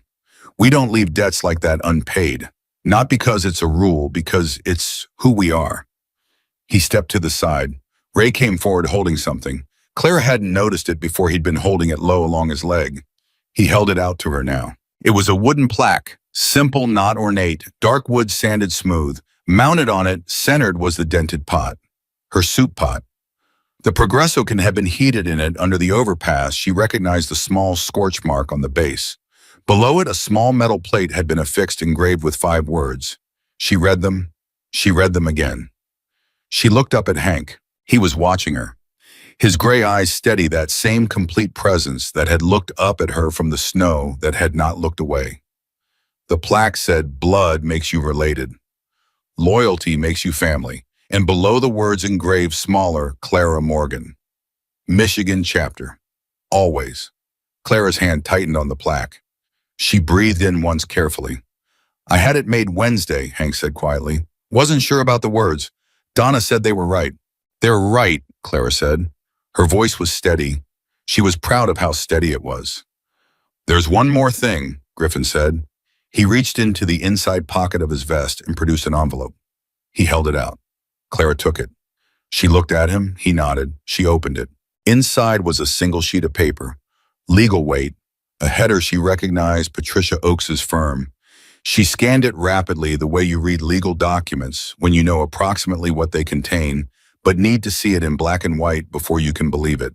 Her name, the property at Connor Avenue, transfer of title, full ownership, recorded with the Wayne County Register of Deeds on February 19th. She had assumed this, Griffin had said it, but seeing it printed and signed and recorded was entirely different from hearing it said. It was the difference between the word warmth and the actual sensation of heat, between the word home and the weight of a key in your hand. Patricia filed it Monday, Griffin said. It cleared yesterday. Clara folded the paper carefully and put it back in the envelope. She looked at the street full of people. She thought about the overpass, the dark, the snow, the sound of a man dying 30 feet away, and the choice about whether to move. She thought about her mother's kitchen, the coffee smell, the clothesline in the backyard, the things you take for granted until you can't. She thought about 91 days. She thought about the soup. I want to say something, Clara said. Griffin stepped back. The street stayed quiet. She looked out at the faces, the 63 men in leather, and Ruth with her garden knowledge, and Patricia with her briefcase left at home, and the neighbors who had come without being asked, and Danny who had gone back for the camp stove at 4 a.m. in the cold because he thought she'd want it, and Joe who had opinions about cabinet liners and was always right, and Marcus who had treated a 6-year-old's floor inspections as quality work, and Donna who had let a child win at cards and refilled the coffee without being asked. I was going to disappear, Clara said. Her voice was clear. I wasn't going to hurt myself. I was going to become invisible. That's what happens when you lose everything and keep going anyway and nobody sees it. You start to disappear. You start to take up less space. You stop being a person with a story and start being a situation, she paused. I was almost gone. I didn't know how almost. Lily pressed closer. The night I went out in that snow, Clara said, I wasn't being brave. I want to be honest about that because I think it matters. I was scared. I was tired and cold and scared, and I went out anyway because I couldn't not go. Because there was a sound, and it was a person making it, and I am a person too, and that turned out to be enough. She looked at Hank. That turned out to be everything. Hank didn't look away. You've given me my life back, Clara said. Not a version of it, the actual thing. A house, a school, a lawyer, a neighborhood. People who showed up with tools and sandwiches and cabinet liners and the right color of purple. She stopped, breathed. I am not going to stand here and tell you I'm going to repay this, because you can't repay this kind of thing in the conventional direction. What you can do is pass it forward. What you can do is become someone who pays attention to the sounds in the dark, someone who goes out anyway. She looked at Lily. I'm going to spend the rest of my life making sure my daughter knows what that means. That's what I can give back. She stopped. The street was quiet for a moment. Then Ray started it. A slow clap, both hands deliberate. The way you clap when you mean it, rather than when you're reacting. Marcus joined. Danny. Then the others spreading outward from the porch into the crowd in the street, and it was not a stadium sound. It wasn't overwhelming or performative.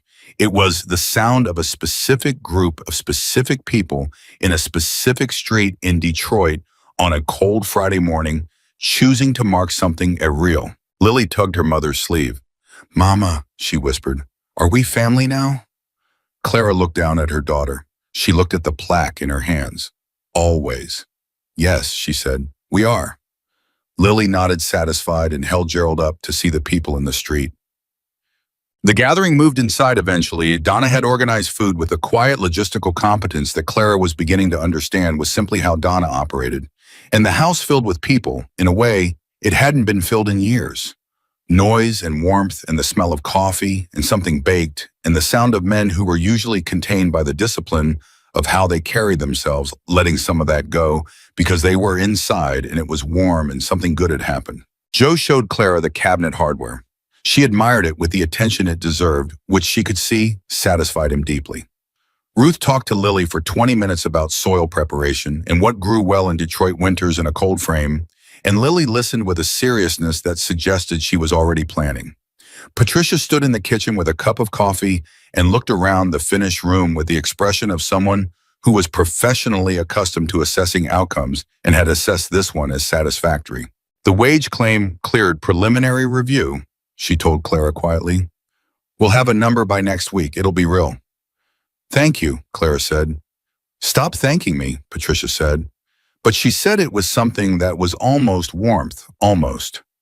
Danny found Clara in the hallway later when the noise from the other rooms was a comfortable backdrop, and they had a moment of relative quiet. Can I ask you something? He said. Yes. That night, he said, under the overpass. When you heard Hank in the snow, what was the first thing you thought, like the actual first thing before the decision? Clara considered this honestly. I thought Lily's in the car, she said. That was the first thing, just that she's in the car. And then Tom. And then I thought someone's dying, she paused. And then I thought I can't stay in the car.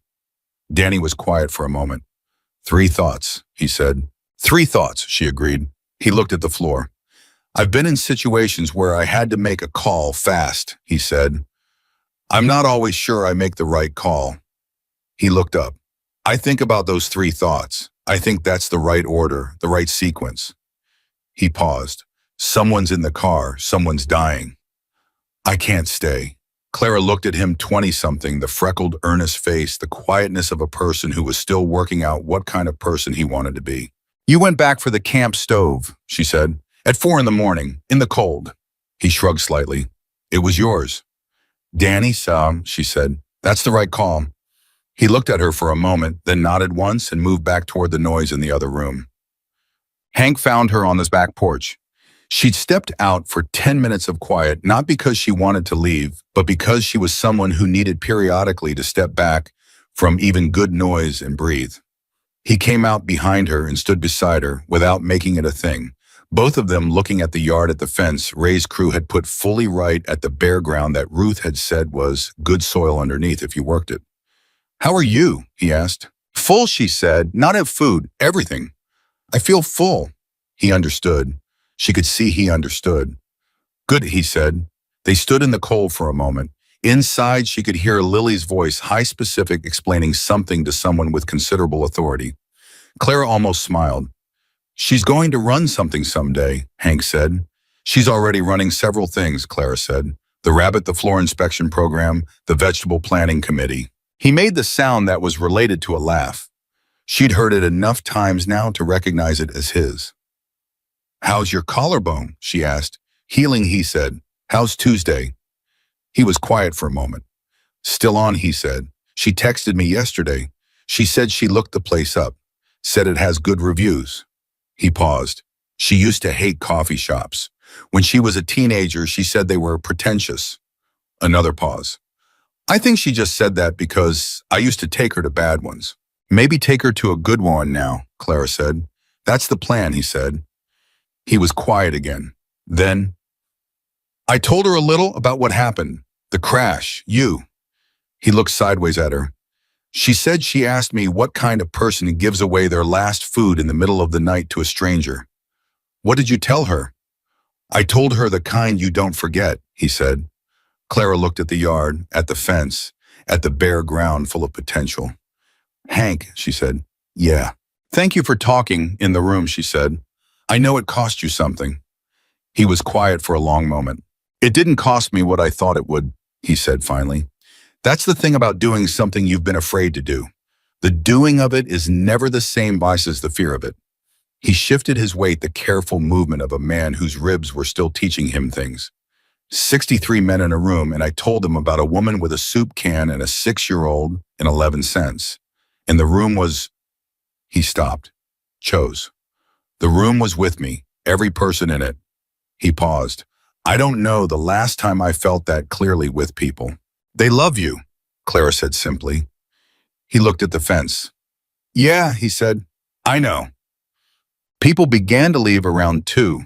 Not all at once, gradually, the way good gatherings end with the slow reluctance of people who have been warmed together and are not quite ready to go back to being separate.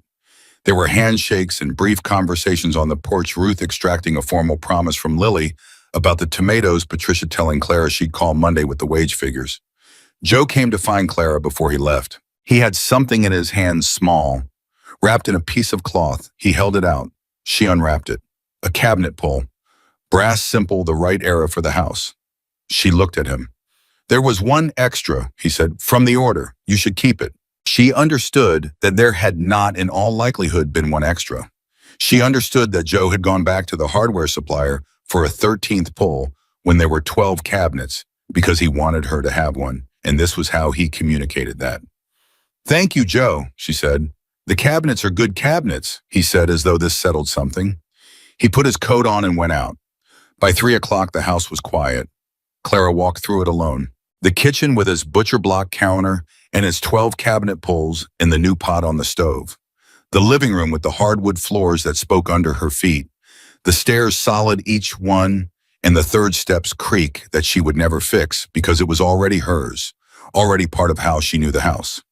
Lily's room, where Lily was currently asleep under her wool blanket, Gerald's ears smooth and correct, the lavender-purple walls catching the afternoon light in a way that was genuinely even better than the purple Lily had originally requested.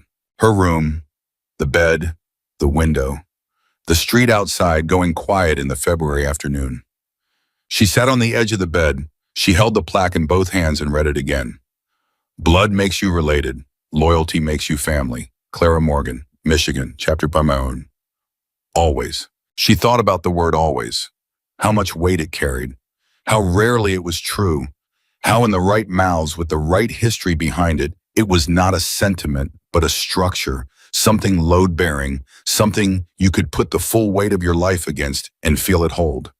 She thought about the overpass, the snow, 30 feet in 12 minutes and half a can of soup. She thought about how small that was, how it could fit in one hand. She thought about everything that had grown from it.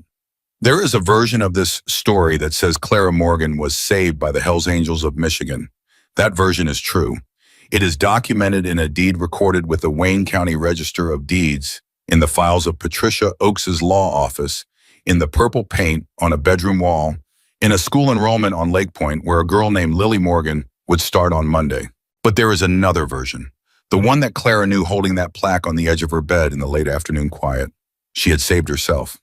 Not alone, you never do anything that matters alone, but the hinge of it, the pivot point, was a decision she had made in the dark with her hands on a can of soup and her daughter in a car 30 feet away. Nobody made that decision but her. Nobody could have. It was hers entirely. And everything else, the 63 votes, the butcher block, the coffee, the lawyer, the school, the plaque, the word always, all of it grew from that one choice. Her choice, made with nothing, made anyway. She set the plaque on the windowsill where the light would find it in the morning. She went to Lily's doorway and stood there in the quiet and watched her daughter sleep. Lily's hand was open on the pillow beside Gerald. Fingers relaxed, the full physical trust of a child who knows that where she is sleeping is safe, that the person keeping watch is there, that when morning comes, she will be in the same place she fell asleep. Clara watched that open hand and understood that this specific thing, this relaxed and trusting hand, was what she had been working toward for 91 days without knowing exactly what it looked like. She knew now. It looked like this. A child's open hand on a pillow in a purple room in a house that was theirs. She went downstairs. She put water on. She made soup. Not for any reason beyond the fact that it was cold outside and she was home, and she had a pot that fit, and a stove that worked, and a cabinet with 12 good pulls and a 13th pull in her pocket. And because soup was what you made when you were home, and you were safe, and you wanted to fill the house with something warm. While it heated, she stood at the kitchen window and looked at the street in the fading afternoon light, the bare trees, the neighbors' houses, the fence straight and solid at the edge of the yard, and she thought about who she was on this side of everything that had happened. Not the woman in the Taurus, not the case number at the shelter, not the situation, not the recipient. Clara Morgan, 32 years old, mother of one extraordinary child and one well-traveled rabbit, resident of Connor Avenue, Detroit, Michigan. Member of something she had not known existed until 5 days ago and now could not imagine being without. Person who goes out in the dark. Person who does not stay in the car. The soup came up to heat. She turned down the flame. Upstairs, she heard Lily wake the particular sound of a child surfacing. From deep sleep, the rustle, the small voice saying something to Gerald. Then footsteps, the light, quick kind. Then Lily appeared in the kitchen doorway in her socks with Gerald under one arm and her hair still everywhere, looking at the pot on the stove. Soup, she said. Soup, Clara said. Lily climbed up onto the kitchen chair and arranged Gerald so he could see the table properly. Gerald says soup is his favorite, she said. Gerald has good taste, Clara said. She ladled 2 bowls. She set one in front of Lily and one across from her and sat down. Lily picked up her spoon, then stopped. Mama, she said. Yes. I like our house.